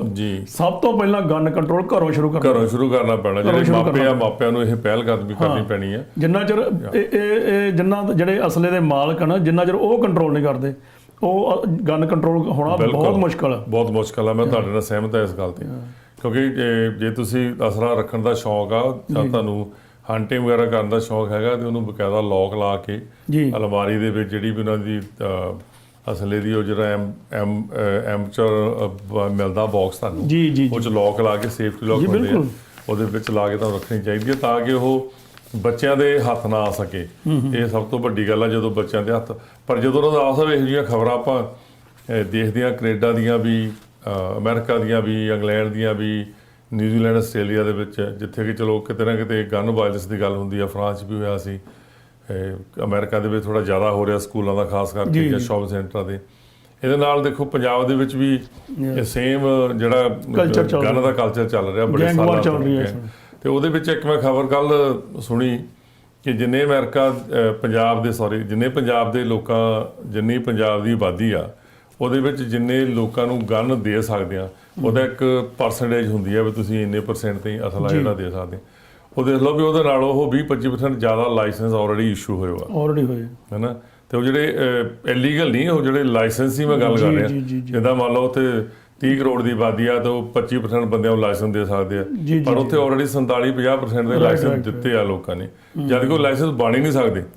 ਉਹ ਕਿੱਦਾਂ ਬਣੇ ਆ, ਕਿੱਦਾਂ ਨਹੀਂ, ਕਿੱਦਾਂ ਇਸ਼ੂ ਹੋਇਆ, ਕੀ ਸਿਕਿਉਰਿਟੀ ਮੇਜਰਮੈਂਟ ਉੱਥੇ ਰੱਖਦੇ ਆ ਜਾਂ ਕਿੱਦਾਂ, ਇਹ ਬੜੀ ਵੱਡੀ ਗੱਲ ਆ, ਉੱਥੇ ਵੀ ਸੋਚਣ ਵਾਲੀ ਗੱਲ ਆ ਇਹ। ਤੇ ਬਾਕੀ ਪਰ ਮੈਂ ਇਹਦੇ ਨਾਲ ਇੱਕ ਉੱਧਰਲੇ ਇੰਡੀਆ ਦੀ ਇੱਕ ਹੋਰ ਗੱਲ ਜੋੜ ਦਿੰਦਾ। ਕਈ ਲੋਕਾਂ ਨੇ ਬਹੁਤ ਪਹਿਲਾਂ ਦੇ ਜਿਹੜੇ ਗਨ ਲਏ ਹੋਏ ਆ ਉਹ ਰਜਿਸਟਰਡ ਹੀ ਹੈ ਨਹੀਂ ਗੇ, ਜੀ ਜੀ, ਕਿਉਂਕਿ ਉਦੋਂ ਕੰਪਿਊਟਰ ਸਿਸਟਮ ਨਹੀਂ ਸੀ। ਹੁਣ ਜਿਹੜੇ ਰਜਿਸਟਰਡ ਹੈਗੇ ਆ ਉਹ ਕੰਪਿਊਟਰਾਈਡ ਕੀਤੇ ਹੋਏ ਉਹਨਾਂ ਨੇ ਸਾਰੇ, ਉਹਦੇ 'ਚ ਰਜਿਸਟਰਡ ਆ। ਤੇ ਬਹੁਤ ਸਾਰੇ ਇਸ ਤਰ੍ਹਾਂ ਦਾ ਵੀ ਜਿਹੜਾ ਅਸਲਾ ਜਿਹੜਾ ਲੋਕਾਂ ਦੇ ਘਰਾਂ 'ਚ ਪਿਆ ਕਿ ਜਿਹੜਾ ਕਿ ਉਹਨਾਂ ਨੂੰ ਪਤਾ ਤੱਕ ਨਹੀਂ ਹੈਗਾ ਵੀ ਇਹ ਹੈਗਾ, ਉਹ ਅਨਰਜਿਸਟਰਡ ਹੋ ਗਿਆ ਇੱਕ ਤਰ੍ਹਾਂ ਦਾ। ਤੇ ਇਹ ਗਨ ਵਾਇਲੈਂਸ ਦੀ ਗੱਲ ਕਰਦੇ ਆਪਾਂ ਜੇ ਦੁਨੀਆ ਦੇ ਵਿੱਚ ਹੋਰ ਸਾਰੇ ਪਾਸੇ ਨਜ਼ਰ ਮਾਰੀਏ, ਜੇ ਦੁਨੀਆ ਦਾ ਦੇਖਿਆ ਜਾਵੇ ਤੇ ਇਸ ਵੇਲੇ ਜਿਹੜਾ ਪਹਿਲਾਂ ਤਾਂ ਇਨਫਲੇਸ਼ਨ ਜਿਹੜਾ ਹੈਗਾ ਹਾਂਜੀ ਉਹ ਵਰਲਡ ਵਾਈਡ ਹੀ ਆ। ਵਰਲਡ ਵਾਈਡ ਆਪਾਂ ਹੁਣ ਇਹ ਨਹੀਂ ਕਹਿ ਸਕਦੇ ਕਿ ਜਿਹੜਾ ਅਮਰੀਕਾ 'ਚ ਇਕੱਲਾ ਹੀ ਜਿਹੜਾ ਇਨਫਲੇਸ਼ਨ ਆ ਉਹ ਨਹੀਂ ਹੈਗਾ, ਵਰਲਡ ਵਾਈਡ ਆ। ਜਦੋਂ ਦਾ ਯੂਕਰੇਨ ਦੀ ਲੜਾਈ ਜਿਹੜੀ ਲੱਗੀ ਆ ਉਹਨੇ ਬਹੁਤ ਇਫੈਕਟ ਪਾਇਆ ਦਾ, ਕਿਉਂਕਿ ਸਪਲਾਈ ਜਿਹੜੀ ਆ ਉਹ ਸਾਰੀ ਰੁਕ ਗਈ। ਹਾਂਜੀ। ਉਹਦੇ ਕਰਕੇ ਸਾਰਾ ਇਹ ਜਿਹੜਾ ਮਤਲਬ ਜਿਹੜੇ ਅਸਮਾਨਾਂ ਨੂੰ ਜਿਹੜੇ ਕਹਿੰਦੇ ਵੀ ਭਾਅ ਪਹੁੰਚ ਗਏ ਆ, ਚਾਹੇ ਉਹ ਗੈਸ, ਚਾਹੇ ਉਹ ਹੋਰ ਗਰੋਸਰੀ ਆ, ਲੱਕੜ, ਬਿਲਡਿੰਗ ਮਟੀਰੀਅਲ ਦਾ ਕੋਈ ਵੀ ਸਮਾਨ ਆ, ਉਹ ਜਿਹੜਾ ਬਹੁਤ ਉੱਤੇ ਚਲਾ ਗਿਆ ਇਸੇ ਕਰਕੇ। ਯੂਰਪ ਦੇ ਵਿੱਚ ਜਿਹੜਾ ਸਭ ਤੋਂ ਜ਼ਿਆਦਾ ਇਸ ਲੜਾਈ ਦਾ ਅਸਰ ਜਿਹੜਾ ਦੇਖਣ ਨੂੰ ਮਿਲ ਰਿਹਾ, ਈਵਨ ਸਾਡੇ ਅਮਰੀਕਾ ਦੇ ਵਿੱਚ ਵੀ ਦੇਖਣ ਨੂੰ ਮਿਲ ਰਿਹਾ, ਪਰ ਯੂਰਪ ਦੇ ਵਿੱਚ 8.1% ਦੇ ਰਿਕਾਰਡ ਜਿਹੜੀ ਹੈਗੀ ਆ ਮਹਿੰਗਾਈ, ਉਹ 8.1% ਤੇ ਪਹੁੰਚ ਗਈ ਆ, ਜਿਹੜਾ ਕਿ ਉਹਨਾਂ ਦੇ ਹਿਸਾਬ ਨਾਲ ਇੱਕ ਰਿਕਾਰਡ ਪੱਧਰ ਆ। ਬਾਕੀ ਜਿਹੜੀਆਂ ਯੂਰਪੀਅਨ ਏਜੰਸੀਆਂ ਹੈਗੀਆਂ ਆ ਉਹਨਾਂ ਦੇ ਮੁਤਾਬਕ ਇਹ ਜਿਹੜੀ ਮੁਲਕਾਂ ਵਿੱਚ ਜਿਹੜੀ ਕਰੰਸੀ, ਯੂਰੋ ਕਰੰਸੀ ਜਿਹਨੂੰ ਆਪਾਂ ਕਹਿੰਦੇ ਆ, ਤੇ ਉਹਦੇ ਵਿੱਚ 7.4% ਦੀ ਗਿਰਾਵਟ ਆਈ ਹੈ। ਜਿੱਦਾਂ ਮਹਿੰਗਾਈ ਜਿਹੜੀ ਇੰਨੀ ਹੋ ਗਈ ਆ, ਤੁਸੀਂ ਦੇਖ ਲਓ ਸਿਰਫ ਇੱਕ ਦੋ ਮੁਲਕਾਂ ਦੀ ਲੜਾਈ ਆ, ਰੂਸ ਤੇ ਯੂਕਰੇਨ ਦੀ, ਪਰ ਉਹਦੇ ਨਾਲ ਦੁਨੀਆ ਦੇ ਬਾਕੀ ਹੋਰ ਕਿੰਨੇ ਮੁਲਕ ਤੇ ਜਿਹੜੇ ਆਮ ਲੋਕੀ ਆ, ਆਮ ਨਾਗਰਿਕ ਆ, ਉਹ ਕਿੰਨੇ ਪ੍ਰਭਾਵਿਤ ਹੋਏ ਆ, ਉਹਨਾਂ ਨੂੰ ਮਹਿੰਗਾਈ ਦਾ ਇਹ ਸਾਹਮਣਾ ਕਰਨਾ ਪੈ ਰਿਹਾ। ਉਹਨੇ ਕਿਹਾ ਕਿ 34.3 ਕਰੋੜ ਲੋਕ ਜਿਹੜੇ ਆ ਉਹ ਇਹ ਸੋਚਦੇ ਆ, ਯੂਰਪੀ ਮੁਲਕਾਂ ਦੇ, ਹੋਰ ਕਿਸੇ ਬਾਹਰਲੇ ਨਹੀਂ ਆંકੜੇ, ਯੂਰਪ ਦੇ ਜਿਹੜੇ ਲੋਕ ਆ 35 ਕਰੋੜ ਦੇ ਕਰੀਬ ਇਹ ਸੋਚਦੇ ਆ ਵੀ ਖਰਚਾ ਵਧਣ ਨਾਲ ਉਹਨਾਂ ਦੀ ਜਿਹੜੀ ਲਾਈਫ ਆ ਉਹ ਲਾਈਨ ਤੋਂ ਜਿਹੜੀ ਆ ਡੀਰੇਲ ਹੋ ਰਹੀ ਆ, ਉਹ ਇਹਨੂੰ ਮਤਲਬ ਇਹਦੇ ਨਾਲ ਉਹ ਫੇਸ ਨਹੀਂ ਕਰ ਸਕਦੇ ਜੇ ਖਰਚਾ ਇੱਦਾਂ ਰਿਹਾ। ਤੇ ਇਹ ਬੜੀ ਸੰਜੀਦਾ ਖਬਰ ਆ ਔਰ ਸੋਚਣ ਵਾਲੀ ਖਬਰ ਆ।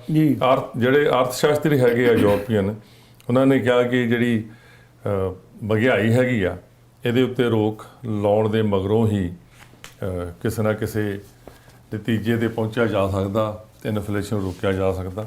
ਪਰ ਸਭ ਤੋਂ ਪਹਿਲਾਂ ਉਹਨਾਂ ਦਾ ਜਿਹੜਾ ਟਾਰਗੇਟ ਆ, ਉਹਨਾਂ ਦੀ ਮੰਗ ਹੈਗੀ ਕਿ ਲੜਾਈ ਜਿਹੜੀ ਬੰਦ ਹੋਣੀ ਚਾਹੀਦੀ ਹੈ। ਜੇ ਲੜਾਈ ਬੰਦ ਨਹੀਂ ਹੁੰਦੀ ਤਾਂ ਫਿਰ ਉਹ ਇਹਦੇ ਉੱਤੇ ਜੋ ਵਰਕ ਵੀ ਕਰਦੇ ਆ, ਇਹਨੂੰ ਘਟਾਉਣ ਦੀ ਕੋਸ਼ਿਸ਼ ਵੀ ਕਰਦੇ। ਜਿੱਦਾਂ ਕੋਵਿਡ ਦੇ ਵਿੱਚ ਆਪਾਂ ਨੂੰ ਇੱਥੇ ਪੈਸੇ ਮਿਲੇ ਲੋਕਾਂ ਨੂੰ, ਉਹ ਰੀਜ਼ਨ ਤਾਂ ਇਹੀ ਸੀ ਨਾ ਕਿ ਲੋਕਾਂ ਨੂੰ ਇਨਫਲੇਸ਼ਨ ਨਾ ਹੋਵੇ, ਲੋਕਾਂ ਨੂੰ ਪੈਸੇ ਮਿਲ ਜਾਣ। ਪਰ ਉਹ ਮੈਨੂੰ ਲੱਗਦਾ ਜਿਹੜੇ ਉਹ ਪੈਸੇ ਵੀ ਮਿਲੇ ਆ, ਉਹ ਵੀ ਜੇ ਉਹਨੂੰ ਆਪਾਂ ਥੋੜ੍ਹਾ ਜਿਹਾ ਡੀਟੇਲ ਦੇ ਵਿੱਚ ਦੇਖੀਏ, ਉਹਦੇ ਨਾਲ ਵੀ ਇੱਕ ਇਨਫਲੇਸ਼ਨ ਦੇ ਵਿੱਚ ਵਾਧਾ ਹੋਣ ਦਾ ਕਾਰਨ ਹੋਏ ਆ ਉਹ ਵੀ ਪੈਸੇ ਜਿਹੜੇ ਹੈਗੇ ਆ। ਇਹ ਨਹੀਂ ਮੈਂ ਕਹਿੰਦਾ ਨਹੀਂ ਮਿਲਣੇ ਚਾਹੀਦੇ ਸੀ, ਪਰ ਜੇ ਹਿਸਾਬ ਨਾਲ ਮਿਲੇ ਆ ਉਸ ਹਿਸਾਬ ਨਾਲ ਉਹ ਵਰਤੇ ਨਹੀਂ ਗਏ, ਜਾਂ ਇਹ ਗੱਲ ਉਹਨਾਂ ਨੂੰ ਮਿਸਯੂਜ਼ ਹੋਇਆ, ਲੋਕਾਂ ਨੇ ਵੱਧ ਤੋਂ ਵੱਧ ਖਰਚੇ ਘਰ ਬੈਠੇ ਜਾਂ ਕਿੱਦਾਂ, ਪਰ ਉਹ ਵੀ ਉਹਦੇ ਕਰਕੇ ਵੀ ਇਨਫਲੇਸ਼ਨ ਹੋਈ ਆ। ਉਹਦੇ ਕੋਵਿਡ ਤਾਂ ਸਾਰੀ ਦੁਨੀਆ 'ਚ ਹੋਇਆ ਤੇ ਨਾਲ ਦੀ ਨਾਲ ਰੂਸ ਤੇ ਯੂਕਰੇਨ ਦੀ ਲੜਾਈ ਸਾਰੀ ਦੁਨੀਆ ਨੂੰ ਪ੍ਰਭਾਵਿਤ ਕਰ ਰਹੀ ਹੈ। ਜੀ ਬਿਲਕੁਲ ਕਰ ਰਹੀ ਆ। ਤੁਸੀਂ ਹੁਣ ਜੇ ਚੀਜ਼ਾਂ ਮਹਿੰਗੀ ਦੀ ਗੱਲ ਕੀਤੀ ਆ, ਉਹਦੇ ਨਾਲ ਜਿਹੜਾ ਬਿਲਡਿੰਗ ਮਟੀਰੀਅਲ ਮੈਂ ਜਿਵੇਂ ਅੱਗੇ ਵੀ ਕਹਿ ਕੇ ਹਟਿਆ, ਉਹ ਵੀ ਜਿਹੜਾ ਪ੍ਰਾਈਸਿਸ ਆ ਸਾਰੇ ਅੱਗੇ ਹੋਏ ਆ। ਜਦੋਂ ਬਿਲਡਿੰਗ ਮਟੀਰੀਅਲ ਹੀ ਮਹਿੰਗਾ ਹੋਊਗਾ ਤੇ ਕੁਦਰਤੀ ਗੱਲ ਆ ਵੀ ਘਰ ਵੀ ਜਿਹੜੇ ਉਹ ਨਵੇਂ ਘਰ ਆ ਉਹ ਮਹਿੰਗੇ ਬਣਨਗੇ। ਤੇ ਇਹ ਇੰਨੀ ਛੇਤੀ ਨਹੀਂ ਹੈਗਾ ਵੀ ਉਹ ਬਿਲਡਿੰਗ ਮਟੀਰੀਅਲ ਦਾ ਨਾ ਕੋਈ, ਮੈਨੂੰ ਲੱਗਦਾ ਨਹੀਂ ਕਿ ਇਨ ਫਿਊਚਰ ਜਿਹੜਾ ਬਿਲਡਿੰਗ ਮਟੀਰੀਅਲ ਸਸਤਾ ਹੋਊਗਾ, ਕਿਉਂਕਿ ਇੱਕ ਵਾਰੀ ਜਿਹੜਾ ਰੇਟ ਸੈੱਟ ਹੋ ਜੇ ਬਹੁਤ ਘੱਟ ਚਾਂਸ ਹੁੰਦਾ ਵੀ ਉਹ ਤੋਂ ਘੱਟ ਜਾਵੇ। ਹਾਂ ਵਧੇ ਨਾ, ਪਰ ਇਹ ਵੀ ਸਟੇਬਲ ਹੋ ਜਾਊਗਾ। ਉਸ ਹਿਸਾਬ ਨਾਲ ਜਿਹੜਾ ਘਰ ਦੀ ਕੀਮਤ ਜਿਹੜੀ ਆ ਅੱਜ ਦੀ ਡੇਟ 'ਚ ਉਹ ਬਹੁਤ ਮਹਿੰਗੇ ਆ ਤੇ ਉਹ ਹੁਣ ਲੱਗਦਾ ਨਹੀਂ ਕਿ ਘਟਣਗੇ, ਕਿਉਂਕਿ ਇਹ ਜਿਹੜਾ ਪਹਿਲਾ ਜਿਹੜਾ ਰਸੈਸ਼ਨ ਆਇਆ ਸੀ ਉਦੋਂ ਸਿਚੁਏਸ਼ਨ ਹੋਰ ਸੀ, ਹੁਣ ਉਹ ਸਿਚੁਏਸ਼ਨ ਨਹੀਂ ਹੈਗੀ। ਤੇ ਉਸ ਕਰਕੇ ਜਿਹੜੇ ਸਾਡੇ ਬਹੁਤ ਸਾਰੇ ਲੋਕ, ਅਸੀਂ ਐਜ਼ ਏ ਰੀਅਲਟਰ, ਤੁਸੀਂ ਵੀ ਰੀਅਲ ਸਟੇਟ ਦਾ ਕਰਦੇ ਹੋ, ਮੈਂ ਵੀ ਰੀਅਲ ਸਟੇਟ ਦਾ ਵੀ ਕੰਮ ਕਰਦਾ ਕੈਲੀਫੋਰਨੀਆ, ਅਸੀਂ ਦੋਵੇਂ ਜਣੇ ਲਾਇਸੈਂਸ ਹੋਲਡਰ ਹੈਗੇ ਆ। ਉਹਦੇ ਬਿਹਾਫ ਤੇ ਅਸੀਂ ਇਹ ਕਹਿਣਾ ਚਾਹੁੰਦੇ ਆ ਕਿ ਇਹ ਜਿਹੜਾ ਹੱਲੇ ਕੋਈ ਮੁਮਕਿਨ ਨਹੀਂ ਲੱਗਦਾ ਰਾਈਟ ਨਾਓ ਵੀ ਜਿਹੜੇ ਘਰਾਂ ਦੇ ਪ੍ਰਾਈਸ ਜਿਹੜੇ ਆ ਉਹ ਘੱਟ ਹੋਣਗੇ। ਜੇ 5-7-10% ਜੇ ਘੱਟ ਵੀ ਗਏ, ਉਹਨੂੰ ਬਹੁਤਾ ਜ਼ਿਆਦਾ ਨਹੀਂ ਕਹਿ ਸਕਦੇ। ਦੂਸਰਾ ਇਹ ਆ ਜਿਵੇਂ ਅੱਗੇ ਬਹੁਤ ਜ਼ਿਆਦਾ ਰੇਟ ਉੱਤੇ ਜਾ ਰਹੇ ਸੀ, ਓਵਰ ਪ੍ਰਾਈਸ ਜਿਹੜੇ ਲੋਕਾਂ ਨੂੰ ਮਿਲ ਰਹੇ ਸੀ, ਉਹ ਹੁਣ ਥੋੜੇ ਜਿਹੇ ਰੁਕੇ ਆ। ਉਹ ਇਹ ਆ ਵੀ ਸਟੇਬਲ ਹੋ ਗਿਆ, ਪਰ ਘਟੇ ਨਹੀਂ। ਉਹ ਰੀਜ਼ਨ ਇਹ ਆ ਵੀ ਜਿਹੜਾ ਸਟੇਬਲ ਹੋਣ ਦਾ ਰੀਜ਼ਨ ਇਹ ਆ ਵੀ ਜਿਹੜੇ ਇੰਟਰਸਟ ਰੇਟ ਆ ਉਹ ਕਾਫੀ ਉੱਤੇ ਚਲੇ ਗਏ ਆ। ਬਹੁਤੇ ਲੋਕਾਂ ਨੇ ਘਰ ਜਿਹੜੇ ਆ 2% 2.25% ਤੇ ਵੀ ਇੰਟਰਸਟ ਤੇ ਲਏ ਸੀ, ਹੁਣ ਜਿਹੜਾ 6+ ਹੋ ਗਿਆ।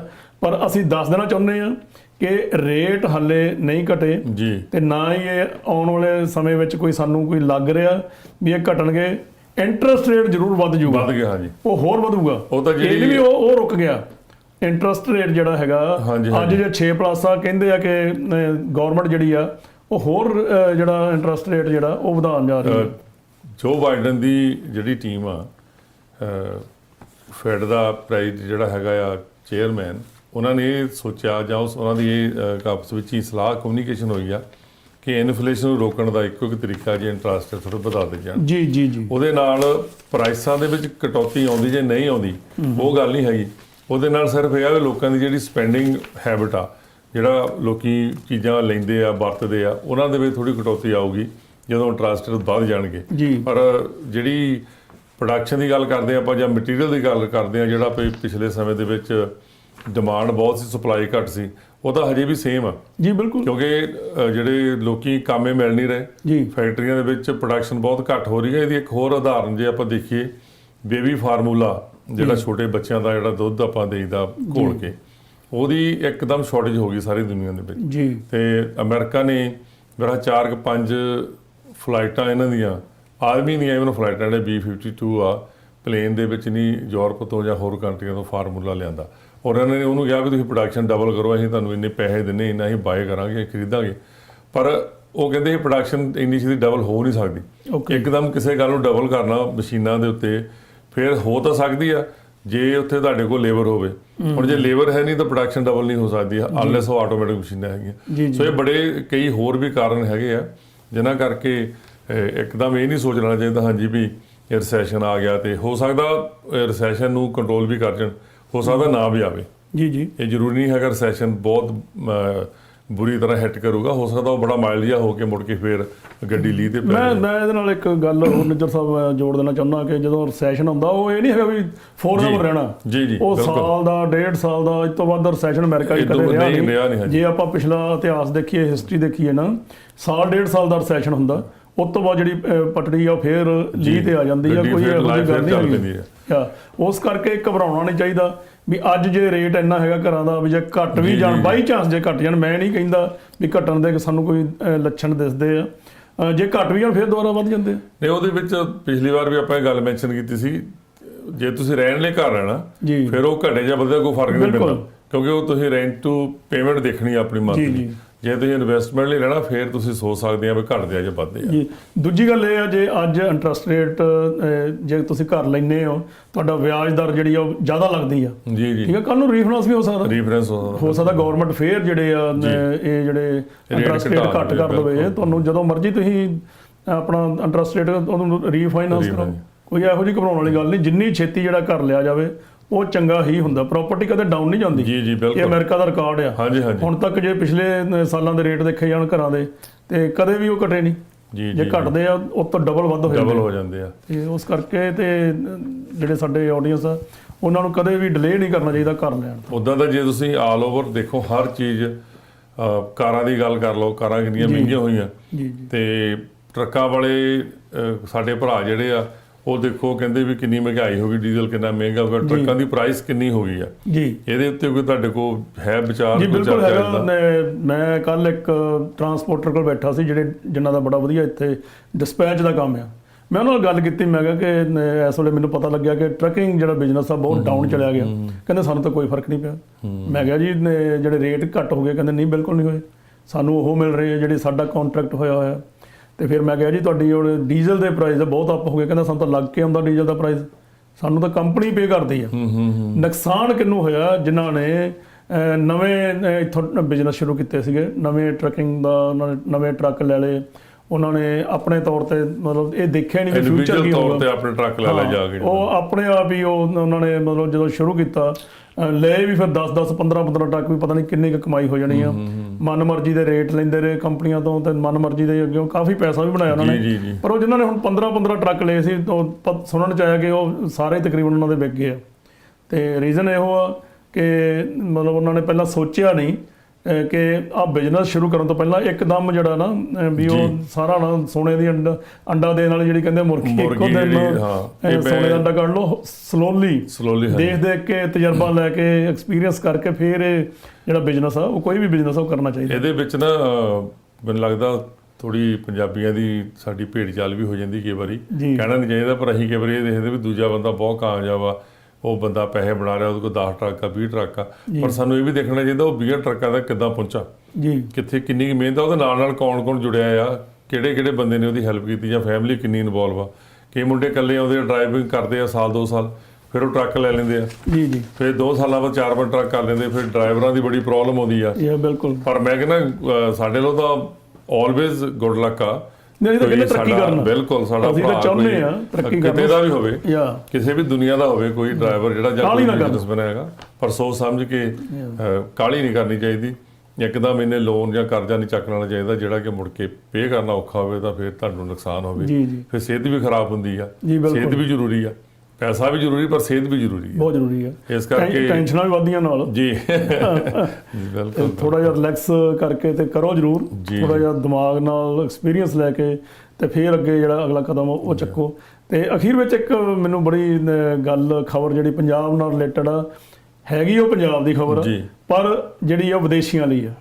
ਸਾਨੂੰ ਇਹ ਇੱਕ ਬੜਾ ਫਾਇਦਾ ਹੋਣ ਜਾ ਰਿਹਾ ਕਿ ਪੰਜਾਬ ਸਰਕਾਰ ਵੱਲੋਂ ਜਿਹੜੀਆਂ ਬੱਸਾਂ ਉਹ ਦਿੱਲੀ ਏਅਰਪੋਰਟ ਨੂੰ ਚਲਾਈਆਂ ਜਾ ਰਹੀਆਂ, ਵੋਲਵੋ ਦੀਆਂ ਬੱਸਾਂ, ਤੇ ਦਿੱਲੀ ਏਅਰਪੋਰਟ ਨੂੰ ਜਿਹੜੀਆਂ ਉਹ ਚੱਲਣਗੀਆਂ, ਕਿਉਂਕਿ ਬਹੁਤ ਸਾਰੇ ਸਾਡੇ ਜਿਹੜੇ ਬਾਹਰਲੇ ਮੁਲਕਾਂ 'ਚੋਂ, ਚਾਹੇ ਆਸਟ੍ਰੇਲੀਆ, ਇੰਗਲੈਂਡ ਆ, ਚਾਹੇ ਉਹ ਦੁਬਈ ਆ, ਚਾਹੇ ਉਹ ਕੈਨੇਡਾ, ਅਮਰੀਕਾ, ਨਿਊਜ਼ੀਲੈਂਡ, ਮਤਲਬ ਬਹੁਤ ਸਾਰੇ ਲੋਕ ਜਿਹੜੇ ਆ ਜਰਮਨ ਉਹ ਜਾਂਦੇ ਆ, ਪਰ ਉਹਨਾਂ ਨੂੰ ਬੜੀ ਪ੍ਰੋਬਲਮ ਹੁੰਦੀ ਆ ਵੀ ਟੈਕਸੀ ਕਰਨੀ, ਫਿਰ ਉੱਥੋਂ ਜਾਣਾ, ਤੇ ਉਹ ਬੜੀ ਪ੍ਰੋਬਲਮ ਆਉਂਦੀ ਸੀ। ਇੱਕ ਤਾਂ ਮਹਿੰਗਾਈ ਇੰਨੀ ਹੋ ਗਈ ਆ, ਮੂੰਹ ਮੰਗੇ ਪੈਸੇ ਜਿਹੜੇ ਉਹ ਟੈਕਸੀ ਵਾਲੇ ਲੈਣ ਲੱਗ ਪਏ। ਸਾਨੂੰ ਇਹ ਪਤਾ ਲੱਗਿਆ ਜੀ 12-13 ਹਜ਼ਾਰ ਜਿਹੜਾ ਰੁਪਇਆ ਇੰਡੀਆ ਦਾ ਉਹ ਵਨ ਵੇ ਦਾ ਲੈਣ ਲੱਗ ਪਏ, ਟੈਕਸੀਆਂ ਵਾਲਾ ਵਨ ਵੇ।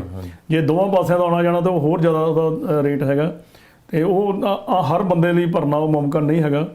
ਤੇ ਉਹ ਹੁਣ ਇਹਨਾਂ ਨੇ ਜਿਹੜੀਆਂ ਪੰਜਾਬ ਸਰਕਾਰ ਨੇ ਜਿਹੜੀਆਂ ਬੱਸਾਂ ਵਾਲਵੋ ਦੀਆਂ ਵੈਰੀ ਗੁੱਡ, ਉਹ ਜਲਦੀ ਸ਼ੁਰੂ ਕਰਨ ਜਾ ਰਹੇ ਥੋੜੇ ਦਿਨਾਂ 'ਚ ਹੀ, ਐਨੀ ਟਾਈਮ ਸ਼ੁਰੂ ਹੋ ਸਕਦੀਆਂ। ਤਾਂ ਉਹ ਇਕੱਲਾ ਇਹ ਨਹੀਂ ਵੀ ਇੱਕ ਸਟੇਸ਼ਨ ਤੋਂ ਚੱਲਣਗੀਆਂ, ਚਾਹੇ ਉਹ ਫਿਰੋਜ਼ਪੁਰ, ਲੁਧਿਆਣਾ, ਜਲੰਧਰ, ਅੰਮ੍ਰਿਤਸਰ, ਪਠਾਨਕੋਟ, ਉਹ ਹਰ ਪਾਸਿਓਂ ਚੱਲਣੀਆਂ। ਉਹ ਠੀਕ ਹੈ, ਤੇ ਉਹਨਾਂ ਨੇ ਟਾਈਮ ਟੇਬਲ ਸੈੱਟ ਕਰ ਦਿੱਤੇ ਆ, ਤੇ ਐਨੀ ਟਾਈਮ ਉਹ ਜਿਹੜਾ ਪ੍ਰੋਸੀਜਰ ਆ ਉਹ ਸ਼ੁਰੂ ਹੋ ਜਾਏਗਾ।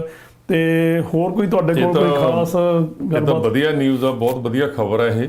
ਇਹਦੇ ਨਾਲ ਬੜੀ ਰਾਹਤ, ਜਿਹੜਾ ਮਾਨਸਿਕ ਤੌਰ ਤੇ ਬੜੀ ਰਾਹਤ ਮਿਲੂਗੀ ਲੋਕਾਂ ਨੂੰ ਜਿਹੜੇ ਜਾਣ ਵਾਲੇ ਆ ਸਾਰੇ ਉਹਨਾਂ ਇਲਾਕਿਆਂ ਦੇ ਵਿੱਚ। ਦੂਜੀ ਗੱਲ, ਜਿੱਦਾਂ ਪੈਸੇ ਵੱਧ ਲੈਣੇ 15,000 12,000 ਜੇ ਟੈਕਸੀਆਂ ਵਾਲੇ ਜਾਂ ਕੋਈ ਵੀ ਲੈਂਦਾ ਸੀਗਾ, ਪਰ ਉਹਦੇ ਵਿੱਚ ਕਈ ਸਾਡੇ ਵਿਦੇਸ਼ੀ ਭਰਾਵਾਂ ਦੀ, ਭੈਣਾਂ ਦੀ ਲੁੱਟ ਵੀ ਹੋਈ ਆ। ਉਹਨਾਂ ਨੂੰ ਰਾਹ ਦੇ ਵਿੱਚ ਲੁੱਟਿਆ ਵੀ ਗਿਆ, ਖਰਾਬ ਵੀ ਕੀਤਾ ਗਿਆ, ਤੰਗ ਵੀ ਕੀਤਾ ਗਿਆ। ਈਵਨ ਪੁਲਿਸ ਵਾਲਿਆਂ ਨੇ ਵੀ ਨਾਕਿਆਂ ਦੇ ਕਈ ਥਾਈਂ ਜਿੱਦਾਂ ਸਮਝ ਲਓ ਵੀ ਉਹਨਾਂ ਦੀ ਦੁਰਦਸ਼ਾ ਕੀਤੀ, ਉਹਨਾਂ ਨੂੰ ਬੇਇੱਜ਼ਤ ਕੀਤਾ ਜਿੱਦਾਂ। ਬਿਲਕੁਲ। ਜੇ ਬੱਸਾਂ ਚੱਲਣਗੀਆਂ ਸਰਕਾਰੀ, ਤੇ ਮੈਨੂੰ ਅਸੀਂ ਆਸ ਕਰਦੇ ਹਾਂ ਵੀ ਇਹਨਾਂ ਦੇ ਵਿੱਚ ਵਧੀਆ ਸਿਸਟਮ ਹੋਊਗਾ, ਤੇ ਜਿਹੜਾ ਵੀ ਬੰਦਾ ਬੱਸ ਦੇ ਵਿੱਚ ਜਾਊਗਾ ਉਹ ਐਟਲੀਸਟ ਉਹ ਸੇਫ ਹੋਊਗਾ, ਆਪਣੀ ਮੰਜ਼ਿਲ 'ਤੇ ਆਪਣੇ ਪਿੰਡ, ਆਪਣੀ ਮਿੱਟੀ ਨੂੰ ਸਲਾਮ ਕਰਨ ਦੇਖਣ ਜਾਂਦੇ ਜਾਂ ਉੱਥੇ ਘੁੰਮਣ ਜਾਂਦੇ ਆ ਮਹੀਨੇ ਲਈ, ਤੇ ਉਹ ਬੰਦੇ ਦੇ ਦਿਮਾਗ 'ਤੇ ਇਹ ਮਾਨਸਿਕ ਸਮੱਸਿਆ ਨਹੀਂ ਜਾਂ ਸਟ੍ਰੈਸ ਨਹੀਂ ਹੋਊਗੀ ਵੀ ਹਾਂ ਵੀ ਮੈਂ ਜਾਣਾ ਦਿੱਲੀੋਂ, ਕਿੱਦਾਂ ਜਾਣਾ, ਕਿੱਦਾਂ ਮੁੜ ਕੇ ਜਾਣਾ। ਆਪਣਾ ਸਮਾਨ ਰੱਖੂਗਾ ਅੱਡੇ ਤੋਂ, ਜਿੱਦਾਂ ਅਸੀਂ ਪਿੰਡੋਂ ਅੱਗੇ ਜਲੰਧਰ ਜਾਂਦੇ ਸੀ, ਪੜ੍ਹਦੇ ਸੀ, ਉਹੋ ਜਿਹੀ ਫੀਲਿੰਗ ਹੋਊਗੀ। ਸਮਾਨ ਰੱਖਿਆ ਤੁਸੀਂ ਏਅਰਪੋਰਟ ਤੇ, ਬਹੁਤ ਵਧੀਆ, ਨਾਲੇ ਅੰਦਰ ਕਰ ਦਿੱਤਾ ਇਹਨਾਂ ਨੇ। ਇਹ ਨਹੀਂ ਹੈਗਾ ਵੀ ਬਾਹਰ ਕਿਤੇ, ਅੱਗੇ ਹੁੰਦਾ ਸੀ ਜਿਹੜੀਆਂ ਬੱਸਾਂ ਪਹਿਲਾਂ ਚੱਲਦੀਆਂ ਨੇ ਪ੍ਰਾਈਵੇਟ, ਦੂਰ ਚੱਲਦੀਆਂ, ਬਾਹਰ ਜਾਂਦਾ, ਉੱਥੋਂ ਪਹਿਲਾਂ ਟੈਕਸੀ ਕਰਕੇ ਉਹਨੇ ਚਿਰ ਨੂੰ ਬੰਦਾ ਉਹ ਸਾਰਾ ਦਿਨ ਉੱਥੇ ਡੀਕਦੇ ਰਹਿਣਾ, ਉਹਦੇ ਨਾਲ ਤਾਂ ਟੈਕਸੀ ਕਰਕੇ ਸਿੱਧਾ ਪਹੁੰਚ ਜਾਂਦਾ ਬੰਦਾ। ਇਹ ਬੜਾ ਵਧੀਆ ਸਿਸਟਮ, ਏਅਰਪੋਰਟ ਦੇ ਅੰਦਰ ਹੀ ਹੈ ਬਿਲਕੁਲ, ਤੁਹਾਨੂੰ ਕਿਤੇ ਵੀ ਤੁਰਨਾ ਨਹੀਂ ਪੈਣਾ। ਤੇ ਉਹਦੇ ਜਿਹੜਾ ਮੇਨ ਲੌਬੀ ਆ ਉੱਥੇ ਤੱਕ ਜਿਹੜੀਆਂ ਬੱਸਾਂ ਇਹ ਜਾਣਗੀਆਂ, ਬੜੀ ਖੁਸ਼ੀ ਦੀ ਗੱਲ ਵਧੀਆ ਹੈ ਜੀ। ਤਾਂ ਪੰਜਾਬ ਗਵਰਨਮੈਂਟ ਵੀ ਤਾਂ ਸੈਂਟਰ ਗਵਰਨਮੈਂਟ ਦੋਨਾਂ ਨੂੰ ਵਧਾਈ ਵੀ ਆ, ਪਰ ਅਸੀਂ ਨਾਲ ਇੱਕ ਰਿਕੁਐਸਟ ਵੀ ਕਰਦੇ ਆ ਇੰਡੀਅਨ ਗਵਰਨਮੈਂਟ ਨੂੰ, ਖਾਸ ਕਰਕੇ ਜਿਹੜੀਆਂ ਡਾਇਰੈਕਟ ਫਲਾਈਟਾਂ ਜਿਹੜੀਆਂ ਉਹ ਪੂਰੀਆਂ, ਜੇ ਬੱਸਾਂ ਦਾ ਤਾਂ ਚਲੋ ਕਰ ਦਿੱਤਾ, ਅੰਮ੍ਰਿਤਸਰ ਏਅਰਪੋਰਟ ਤਾਂ ਉਹ ਵੀ ਫੁੱਲ ਫਲੈਜ ਇੰਟਰਨੈਸ਼ਨਲ ਏਅਰਪੋਰਟ ਕਹਿੰਦੇ ਆ, ਪਰ ਡਾਇਰੈਕਟ ਜਿਹੜੀਆਂ ਫਲਾਈਟਾਂ ਬਹੁਤ ਸ਼ਾਰਟੇਜ ਆ, ਉਹ ਭਾਵੇਂ ਕੈਨੇਡਾ ਤੋਂ, ਹੁਣ ਅਮਰੀਕਾ ਤੋਂ, ਹੁਣ ਉਹ ਜ਼ਰੂਰੀ ਜਿਹੜੀਆਂ ਡਾਇਰੈਕਟ ਫਲਾਈਟਾਂ ਜਿਹੜੀਆਂ ਉਹ ਟਾਈਮ ਬਹੁਤ ਬਚਦਾ ਉਹਦੇ ਨਾਲ, ਉਹ ਚੱਲਣੀਆਂ ਚਾਹੀਦੀਆਂ। ਜਿੱਥੇ ਇਕਨੋਮੀ ਦਾ ਪੰਜਾਬ ਨੂੰ ਫਰਕ ਪਊਗਾ, ਉੱਥੇ ਜਿਹੜਾ ਹੈਗਾ ਆਮ ਜਿਹੜੇ ਮੁਸਾਫਰ ਆ ਉਹਨਾਂ ਨੂੰ ਵੀ ਇਹਦਾ ਫਾਇਦਾ ਹੋਊਗਾ। ਜੀ ਬਿਲਕੁਲ, ਤੁਹਾਡੀ ਗੱਲ ਸਹੀ ਆ। ਜਿਹੜੀਆਂ ਸਿੱਧੀਆਂ ਫਲਾਈਟਾਂ, ਸਿੱਧੀਆਂ ਉਡਾਨਾਂ ਜੇ ਚੱਲ ਪੈਣ ਤੇ ਉਹਦੇ ਨਾਲ ਹੋਰ ਵੀ ਰਾਹਤ ਮਿਲ ਸਕਦੀ ਹੈ। ਇੱਕ ਬੜੀ ਵੱਡੀ ਸਮੱਸਿਆ ਦਾ ਹੱਲ ਹੋ ਸਕਦਾ। ਇੱਥੋਂ ਤੁਸੀਂ ਸਿੱਧੀ ਫਲਾਈਟ ਲਈ ਅੰਮ੍ਰਿਤਸਰ ਉਤਰੇ ਆ।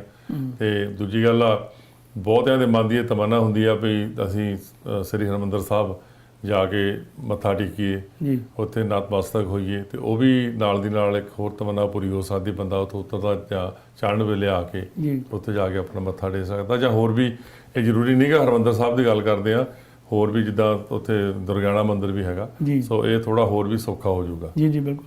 ਅੱਛਾ, ਇੱਕ ਮੈਨੂੰ ਹੁਣ ਆਪਾਂ ਇੱਕ ਗੱਲ ਰਹਿ ਗਈ ਆ, ਬਹੁਤ ਸਾਰੇ ਸਾਡੇ ਜਿਹੜੇ ਦਰਸ਼ਕ ਆ ਤੇ ਉਹਨਾਂ ਨੇ ਵੋਟਾਂ ਮੈਨੂੰ ਲੱਗਦਾ ਹਾਲੇ ਤੱਕ ਕਈਆਂ ਨੇ ਪਾਈਆਂ ਨਹੀਂ ਹੋਣੀਆਂ, ਤੇ ਵੋਟਾਂ ਦਾ ਸੀਜ਼ਨ ਆ, ਉਹਨਾਂ ਨੂੰ ਅਸੀਂ ਬੇਨਤੀ ਕਰਦੇ ਆ ਕਿ ਤੁਹਾਡੇ ਘਰੇ ਜਿਹੜੇ ਮੇਲ ਬਾਕਸ ਆਏ ਹੋਏ ਆਪਣੇ ਵੋਟਿੰਗ ਆਏ ਹੋਏ ਬੈਲਟ ਪੇਪਰ ਆਏ ਆ, ਉਹਨੂੰ ਫਿਲ ਅਪ ਕਰੋ। ਆਪਣੇ ਮਨਪਸੰਦ ਦੇ ਜਿਹੜੇ ਹੈਗੇ ਆ ਕੈਂਡੀਡੇਟਸ, ਉਹਨਾਂ ਨੂੰ ਤੁਸੀਂ ਫਿਲ ਅਪ ਕਰਕੇ ਤੇ ਜਲਦੀ ਤੋਂ ਜਲਦੀ ਭੇਜੋ। ਅਦਰਵਾਈਜ਼ ਆਪਣੇ ਜਿਹੜੇ ਪੋਲਿੰਗ ਬੂਥ ਆ ਉਦਣ ਜਿੱਦਣ ਵੋਟਿੰਗ ਡੇਟ ਆ ਤੁਹਾਡੇ ਏਰੀਆ 'ਚ, ਉਦੋਂ ਉੱਥੇ ਜਾ ਕੇ ਜਿਹੜੀ ਆ ਵੋਟ ਜ਼ਰੂਰ ਪੋਲ ਕਰੋ, ਤਾਂ ਕਿ ਸਾਡੇ ਜਿਹੜੇ ਮਨਪਸੰਦ ਦਾ ਕੋਈ ਕੈਂਡੀਡੇਟ ਆ ਉਹਨੂੰ ਆਪਾਂ ਅੱਗੇ ਲੈ ਕੇ ਆ ਸਕੀਏ। ਜੂਨ 7 ਵੋਟਾਂ ਦੀ ਤਰੀਕ ਹੈਗੀ ਆ। ਵੋਟ ਹਰੇਕ ਨੂੰ ਜ਼ਰੂਰ ਪਾਉਣੀ ਚਾਹੀਦੀ। ਇੱਥੇ ਜਿੱਦਾਂ ਆਪਾਂ ਅੱਗੇ ਵੀ ਮੈਂ ਗੱਲ ਕੀਤੀ ਆ ਵੀ ਜੇ ਨਹੀਂ ਪਤਾ ਤੁਹਾਨੂੰ, ਤੁਸੀਂ ਕਿਸੇ ਨੂੰ ਪੁੱਛ ਲਓ, ਕਿਸੇ ਤੋਂ ਸਲਾਹ ਲੈ ਲਓ ਆਪਣੀ ਵੋਟ ਦਾ। ਇੱਥੇ ਜਿੱਦਾਂ ਆਪਾਂ ਜੇ ਇੰਡੀਆ ਤੋਂ ਆਏ ਆ, ਪੰਜਾਬ ਤੋਂ ਆਏ ਆ, ਆਪਾਂ ਸੋਚਦੇ ਵੋਟ ਪਾਉਣ ਨਾਲ ਕੀ ਫਰਕ ਪੈਂਦਾ, ਉੱਥੇ ਵੀ ਹੁਣ ਪੈਂਦਾ ਫਰਕ, ਤੁਸੀਂ ਦੇਖ ਹੀ ਲਿਆ, ਹਰ ਜਗ੍ਹਾ ਹਰ ਇੱਕ ਵੋਟ ਦਾ ਫਰਕ ਪੈਂਦਾ। ਹੁਣ ਗਾਹ ਪਊਗਾ ਵੀ, ਇਹ ਕਈ ਵਾਰੀ ਕਹਿੰਦੇ ਇੱਕ ਵੋਟ ਦਾ ਕੀ ਫਰਕ, ਪਰ ਇੱਥੇ ਵੋਟ ਜ਼ਰੂਰ ਪਾਉਣੀ ਚਾਹੀਦੀ ਹੈ, ਕਿਉਂਕਿ ਇੱਥੇ ਇੱਕ ਵੋਟ ਦੀ ਵੀ ਅਹਿਮੀਅਤ ਉਨੀ ਆ ਜਿੰਨੀ ਲੱਖਾਂ ਵੋਟਾਂ ਦੀ ਆ। ਉਹ ਇੱਕ ਕਰਕੇ ਹੀ ਲੱਖਾਂ ਹੋਣੀਆਂ। ਬਿਲਕੁਲ ਬਿਲਕੁਲ। ਤੇ ਹਰ ਵੋਟ ਦਾ ਆਪਣਾ ਇੱਕ ਮਕਾਮ ਹੁੰਦਾ। ਅੱਜ ਪੰਜਾਬ ਦੇ ਵਿੱਚ ਐਡੀ ਵੱਡਾ ਬਦਲਾਅ ਹੋਇਆ ਤੇ ਉਹ ਵੋਟਾਂ ਕਰਕੇ ਹੀ ਹੋਇਆ। ਕੱਲੀ ਵੋਟ ਕਰਕੇ, ਕੱਲੀ ਇੱਕ ਵੋਟ ਦੀ ਜਿਹੜੀ ਕਹਿੰਦੇ ਨੇ ਬੂੰਦ ਕਰਕੇ ਸਮੁੰਦਰ ਭਰ ਜਾਂਦਾ। ਬਿਲਕੁਲ, ਇਹ ਬੜੀ ਜ਼ਰੂਰੀ ਗੱਲ ਹੈ ਕਿ ਆਪਣੀ ਵੋਟ ਦਾ ਇਸਤੇਮਾਲ ਜਿਹੜਾ ਉਹ ਜ਼ਰੂਰ ਕਰੋ। ਤੇ ਅਸੀਂ ਇੱਕ ਸਾਡੇ ਹੁਣ ਐਤਕੀ ਬਹੁਤ ਸਾਰੇ ਸਿੱਖ ਕੈਂਡੀਡੇਟ ਵੀ ਜਿਹੜੇ ਹੈਗੇ ਆ, ਉਹ ਵੀ ਮੈਦਾਨ ਵਿੱਚ ਹੈਗੇ। ਜਿਸ ਤਰ੍ਹਾਂ ਸਾਡੀ ਫਸਟ ਐਵਰ ਇੱਕ ਲੜਕੀ ਆ, ਡਾਕਟਰ ਜਸਮੀਤ ਬੈਂਸ, ਉਹ ਬੇਕਰਸਫੀਲਡ ਏਰੀਆ ਤੋਂ ਅਸੈਂਬਲੀ ਦੀ ਇਲੈਕਸ਼ਨ ਲੜ ਰਹੀ ਹੈ। ਠੀਕ ਹੈ, ਤੇ ਬੜੀ ਖੁਸ਼ੀ ਦੀ ਗੱਲ, ਅਸੀਂ ਪੰਜਾਬ ਮੇਲ ਵੱਲੋਂ ਉਹਨੂੰ ਐਂਡੋਰਸਮੈਂਟ ਕੀਤੀ ਹੈ ਜੀ। ਸਾਨੂੰ ਸਪੋਰਟ ਕਰਾਉਣਾ ਚਾਹੀਦਾ, ਸਪੋਰਟ ਕਰਨੀ ਚਾਹੀਦੀ ਆ। ਇਹੋ ਜਿਹਾ ਕੋਈ ਵੀ ਸਾਡਾ, ਅੱਗੇ ਵੀ ਆਪਾਂ ਗੱਲ ਕੀਤੀ ਆ ਕਿ ਅਮਰੀਕਾ ਦੇ ਵਿੱਚ ਹਜੇ ਸਿਸਟਮ ਦੇ ਵਿੱਚ ਆਉਣਾ ਬਹੁਤ ਜ਼ਰੂਰੀ ਆ। ਪੋਲੀਟੀਕਲੀ ਅਸੀਂ ਅਮਰੀਕਾ ਦੇ ਵਿੱਚ ਪਿੱਛੇ ਆ, ਪਰ ਬਾਕੀ ਕੰਮਾਂ 'ਚ ਅਸੀਂ ਅੱਗੇ ਆ। ਜੀ ਬਿਲਕੁਲ। ਉਹ ਚਾਹੇ ਚੰਗੀ ਗਈ ਮਾੜੇ ਗਈ, ਉਹਨਾਂ ਵਿੱਚ ਅਸੀਂ ਅੱਗੇ ਆ। ਜਿੱਦਾਂ ਮਰਜ਼ੀ ਕਰ ਲਓ। ਇਹ ਡਾਲਰਾਂ ਤੋਂ ਮੈਨੂੰ ਗੱਲ ਯਾਦ ਆਈ ਆ, ਡਾਲਰ ਜਿਹੜਾ ਰੇਟ ਹੈ ਇਸ ਵੇਲੇ ਬਹੁਤ ਉੱਤੇ ਚਲਾ ਗਿਆ, ਤੇ ਮੇਰਾ ਖਿਆਲ ਹੈ ਵੀ 76-77 ਰੁਪਏ ਦਾ ਇੰਡੀਆ ਦੇ ਕਨਵਰਟ ਕਰੀਏ ਤਾਂ ਇੰਨਾ ਬਣ ਜਾਂਦਾ। ਤੇ ਇਹਦੇ 'ਚ ਇਹ ਨਾ ਕਹੀਏ ਵੀ ਸਾਨੂੰ ਫਾਇਦਾ, ਸਾਨੂੰ ਜਿਹੜੇ ਅਮਰੀਕਾ ਵਾਲਿਆਂ ਨੂੰ ਤਾਂ ਨੁਕਸਾਨ ਆ। ਉਦੋਂ ਨੁਕਸਾਨ ਆ ਤੁਸੀਂ ਫਰਜ਼ ਕੀਤਾ ਪੰਜਾਬ 'ਚ ਜਾਂ ਇੰਡੀਆ 'ਚ ਕਿਤੇ ਵੀ ਤੁਹਾਡੀ ਪ੍ਰਾਪਰਟੀ ਆ, ਤੁਸੀਂ ਉਹ ਵੇਚਦੇ ਹੋ, ਜਦੋਂ ਇੱਧਰ ਆਉਣਾ ਨਾ ਉਹ ਕੁਛ ਵੀ ਨਹੀਂ ਰਹਿ ਜਾਣਾ ਜੀ। ਤੇ ਉਹ ਇੱਧਰੋਂ ਤਾਂ ਜਿਨ੍ਹਾਂ ਨੂੰ ਪੈਸੇ ਤੁਸੀਂ ਭੇਜਦੇ ਹੋ ਉਹਨਾਂ ਲਈ ਤਾਂ ਫਾਇਦਾ। ਉਹ ਤੇ ਕਹਿੰਦੇ ਵੀ ਸਾਡੀ ਤਾਂ ਬੱਲੇ ਬੱਲੇ ਆ, ਪਹਿਲਾਂ ਸਾਨੂੰ ਥੋੜੇ ਮਿਲਦੇ ਸੀ ਪੈਸੇ, ਹੁਣ ਸਾਨੂੰ ਡਾਲਰਾਂ ਦੇ ਜ਼ਿਆਦਾ ਮਿਲਣ ਲੱਗ ਪਏ ਆ। ਉਸ ਕਰਕੇ ਜਦੋਂ ਇੱਧਰ ਵਾਲਿਆਂ ਨੇ ਉੱਧਰੋਂ ਕੋਈ ਪ੍ਰਾਪਰਟੀ ਵੇਚ ਕੇ ਇੱਧਰ ਪੈਸਾ ਜਦੋਂ ਲੈ ਕੇ ਆਉਣਾ ਨਾ, ਉਹਨਾਂ ਨੂੰ ਨੁਕਸਾਨ ਆ। ਸਾਨੂੰ ਇਹਦੇ 'ਚ ਖੁਸ਼ ਨਹੀਂ ਹੋਣਾ ਚਾਹੀਦਾ। ਜਿਹੜੇ ਬਾਹਰ ਰਹਿੰਦੇ ਆ, ਫਰਜ਼ ਕੀਤਾ ਉਸ ਬੰਦੇ ਨੇ 40 ਰੁਪਏ ਹਿਸਾਬ ਨਾਲ ਜਿਹੜੀ ਪ੍ਰਾਪਰਟੀ, ਉਦੋਂ ਡਾਲਰ ਦਾ ਰੇਟ ਸੀ 40 ਰੁਪਏ, ਫਰਜ਼ ਕੀਤਾ ਉਹਨੇ ਪ੍ਰਾਪਰਟੀ ਖਰੀਦ ਲਈ ਉੱਥੇ। ਹੁਣ ਜਦੋਂ ਉਹ ਰੇਟ ਜਿਹੜੇ ਉਸ ਤੋਂ ਬਾਅਦ ਡਾਊਨ ਹੋ ਗਏ, ਠੀਕ ਹੈ, 40 ਰੁਪਏ ਸੀਗੇ ਲਾ ਲਓ ਅੱਜ ਤੋਂ 10-12 ਸਾਲ ਪਹਿਲਾਂ, ਹੁਣ ਉਹ ਰੇਟ ਵੀ ਜਿਹੜੇ ਪ੍ਰਾਪਰਟੀ ਉੱਥੇ ਅੱਧੇ ਹੋ ਗਏ ਆ। ਅੱਜ ਜੇ ਉਹ ਵੇਚਦੇ ਆ, ਉਹ ਹੁਣ ਉਹ ਇੱਕ ਤਾਂ ਅੱਧੇ ਰੇਟ ਦੇ ਵਿੱਚ ਉਹ ਵਾਲਾ ਥਾਂ ਲਿਆ ਜਾਂ ਜੋ ਵੀ ਪ੍ਰਾਪਰਟੀ ਲਈ ਉਹਨੇ, ਜਦੋਂ ਵਾਪਸ ਲੈ ਕੇ ਆਊਗਾ ਉਹ 40 ਦਾ ਜਦੋਂ 77 ਨਾਲ ਤੁਸੀਂ ਕਹਿੰਦੇ ਅੱਧੇ ਹੋ ਰਹਿ ਗਏ, ਉਦੋਂ ਤਾਂ ਜ਼ੀਰੋ ਰਹਿ ਗਿਆ, ਕੁਛ ਵੀ ਨਹੀਂ। ਉਦੋਂ ਹੁਣ ਅਮਰੀਕਾ ਦੇ ਵਿੱਚ ਜੋ ਕਮਾਇਆ ਉਹੀ ਸਹੀ। ਬਾਕੀ ਇਹ ਰੱਬ ਆਸਰੇ ਆ, ਜੋ ਚੱਲਦਾ ਸਹਿਣਾ ਹੀ ਪੈਣਾ। ਫਾਈਨੈਂਸ਼ੀਅਲ ਉਤਰਾਅ ਜਿਹੜਾ ਜ਼ਿੰਦਗੀ 'ਚ ਆਉਂਦੇ ਰਹਿੰਦੇ ਆ, ਕਿਹੜੀ ਚੀਜ਼ ਨੇ ਕਦੋਂ, ਜਿੱਦਾਂ ਪਹਿਲਾਂ ਵੀ ਤੁਸੀਂ ਘਰਾਂ ਦੀ ਗੱਲ ਕਰਦੇ ਸੀ, ਕਿਹੜੀ ਰੀਅਲ ਸਟੇਟ ਪ੍ਰਾਪਰਟੀ ਕਦੋਂ ਫਾਇਦਾ ਦੇਣਾ ਕਦੋਂ ਨਹੀਂ ਦੇਣਾ, ਇਹਦਾ ਕੋਈ ਪਤਾ ਨਹੀਂ ਹੁੰਦਾ। ਪਰ ਰੀਅਲ ਸਟੇਟ ਪ੍ਰਾਪਰਟੀ ਕਦੀ ਵੀ ਘਾਟਾ ਨਹੀਂ ਪਾਉਂਦੀ, ਚਾਹੇ ਕਿਤੇ ਵੀ ਲਈ ਹੋਵੇ ਦੁਨੀਆ ਦੇ ਕਿਤੇ ਵੀ ਦੇਸ਼ ਦੇ ਵਿੱਚ, ਕਿਸੇ ਵੀ ਥਾਂ ਲੈ ਲਓ। ਵੀ ਆਪਾਂ ਜਦੋਂ ਲਾਇਸੈਂਸ ਲਿਆ ਨਾ, ਕੋਈ ਕਲੌਜ਼ ਆਉਂਦੀ ਨਾ, ਕਹਿੰਦਾ you buy stock never set on it, you buy real estate set on it. So ਜੇ ਤੁਸੀਂ ਰੀਅਲ ਸਟੇਟ ਬਾਏ ਕਰਦੇ 10 ਸਾਲ ਵੇਚਣੀ ਭੁੱਲ ਜਾਓ, ਫਿਰ ਤੁਹਾਨੂੰ ਪਤਾ ਲੱਗਦਾ ਕਿ ਕੋਈ ਫਾਇਦਾ ਦੇ ਰਹੀ ਕਿ ਨਹੀਂ ਦੇ ਰਹੀ। ਤੇ ਮੇਰੇ ਖਿਆਲ ਸਮਾਂ ਹੁਣ ਹੋ ਗਿਆ ਜੀ ਰੰਧਾਵਾ ਸਾਹਿਬ ਇਜਾਜ਼ਤ ਲੈਂਦਾ। ਇਸ ਤੋਂ ਪਹਿਲਾਂ ਕਿ ਇਜਾਜ਼ਤ ਲਈਏ, ਅਸੀਂ ਆਪਣੇ ਦਰਸ਼ਕਾਂ ਨੂੰ ਫਿਰ ਦੱਸ ਦੇਣਾ ਚਾਹੁੰਦੇ ਹਾਂ ਕਿ ਸਾਡਾ ਟੀਵੀ ਤੋਂ ਇਲਾਵਾ ITV ਤੇ ਸਾਰੇ ਵਰਲਡ ਵਾਈਡ ਟੀਵੀ ਚੱਲਦਾ, ਉਹਦੇ ਨਾਲ ਅਸੀਂ ਸੋਸ਼ਲ ਮੀਡੀਆ ਤੇ ਵੀ ਕਾਫੀ ਐਕਟਿਵ ਹੈਗੇ ਆ। ਸਾਡਾ ਸੋਸ਼ਲ ਮੀਡੀਆ ਵੀ ਇਹੋ ਹੀ ਆ ਜੋ ਟੀਵੀ ਦਾ ਨਾਮ ਆ, ਪੰਜਾਬ ਮੇਲ USA। ਤੁਸੀਂ ਜੇ YouTube ਟਵਿੱਟਰ ਜਾਂ ਫੇਸਬੁੱਕ ਪੇਜ ਆ ਸਾਡਾ, ਉੱਤੇ ਜਾ ਕੇ ਇਹਨੂੰ ਸਬਸਕ੍ਰਾਈਬ ਕਰੋ ਤਾਂ ਕਿ ਆਉਣ ਵਾਲੇ ਸਮੇਂ ਵਿੱਚ ਸਾਡੇ ਜਿਹੜੇ ਅਸੀਂ ਇਮੀਗ੍ਰੇਸ਼ਨ ਦਾ ਜਾਂ ਹੋਰ ਵਾਰਦਾਤਾਂ ਜਾਂ ਕੋਈ ਇੱਥੇ ਜੋ ਵੀ ਰੂਲਸ ਐਂਡ ਰੈਗੂਲੇਸ਼ਨ ਆਉਂਦੇ ਉਹਦੇ ਬਾਰੇ ਜਾਣਕਾਰੀ ਦਿੰਦੇ, ਉਹ ਸਾਰਾ ਤੁਸੀਂ ਉੱਥੇ ਦੇਖ ਸਕਦੇ ਹੋ। ਉਸ ਤੋਂ ਇਲਾਵਾ ਸਾਡੇ ਹੋਰ ਵੀ ਬਹੁਤ ਸਾਰੇ ਪ੍ਰੋਗਰਾਮ ਆ ਟੀਵੀ ਦੇ, 24 ਓਵਰ ਟੀਵੀ ਜਿਹੜਾ ਸਾਡਾ ਉਹ ਚੱਲਦਾ, ਤੁਸੀਂ ਸਬਸਕ੍ਰਾਈਬ ਕਰੋਗੇ ਤਾਂ ਤੁਹਾਨੂੰ ਬਹੁਤ ਕੁਝ ਉੱਥੇ ਮਿਲੇਗਾ। ਇਹਦੇ ਨਾਲ ਨਾਲ ਸਾਡੀ ਜਿਹੜੀ ਐਪ ਆ ਉਹ ਵੀ ਡਾਊਨਲੋਡ ਕਰਨੀ ਚਾਹੀਦੀ ਆ, ਚਾਹੇ ਉਹ ਆਈਫੋਨ ਆ ਚਾਹੇ ਐਂਡਰੋਇਡ, ਉੱਥੇ ਵੀ ਡਾਊਨਲੋਡ ਕਰੋ। ਸਾਡੀ ਵੈਬਸਾਈਟ ਆ www.punjabmailusa.com, ਉੱਥੇ ਵੀ ਸਾਡਾ ਤੁਸੀਂ 24 ਓਵਰ ਜਿਹੜਾ ਟੀਵੀ ਪ੍ਰੋਗਰਾਮ ਆ ਉਹ ਦੇਖ ਸਕਦੇ ਹੋ। ਤੇ ਮੈਨੂੰ ਲੱਗਦਾ ਕਿ ਸਾਡੇ ਦੋਸਤਾਂ ਨੂੰ ਅੱਜ ਜ਼ਰੂਰ ਕੋਈ ਨਾ ਕੋਈ ਨਵੀਂ ਜਾਣਕਾਰੀ ਅਸੀਂ ਦੇਣ 'ਚ ਕਾਮਯਾਬ ਹੋ ਜਾਵਾਂਗੇ। ਦਰਸ਼ਕ ਸਾਨੂੰ ਦੱਸਣ ਸਾਡਾ ਪ੍ਰੋਗਰਾਮ ਉਹਨਾਂ ਨੂੰ ਕਿਹੋ ਜਿਹਾ ਲੱਗਦਾ, ਕੋਈ ਉਹਨਾਂ ਦਾ ਸੁਝਾਅ, ਕੋਈ ਵੀ ਉਹਨਾਂ ਦੀ ਐਡਵਾਂਸ ਇਨਪੁਟ ਹੋਵੇ ਤਾਂ ਅਸੀਂ ਸਰਬੱਤੇ ਪ੍ਰਵਾਨ ਕਰਾਂਗੇ। ਤੇ ਰੰਧਾਵਾ ਸਾਹਿਬ ਲਈਏ ਇਜਾਜ਼ਤ, ਜੀ ਸਾਡੇ ਵੱਲੋਂ ਧੰਨਵਾਦ, ਸਤਿ ਸ਼੍ਰੀ ਅਕਾਲ। ਸਤਿ ਸ਼੍ਰੀ ਅਕਾਲ।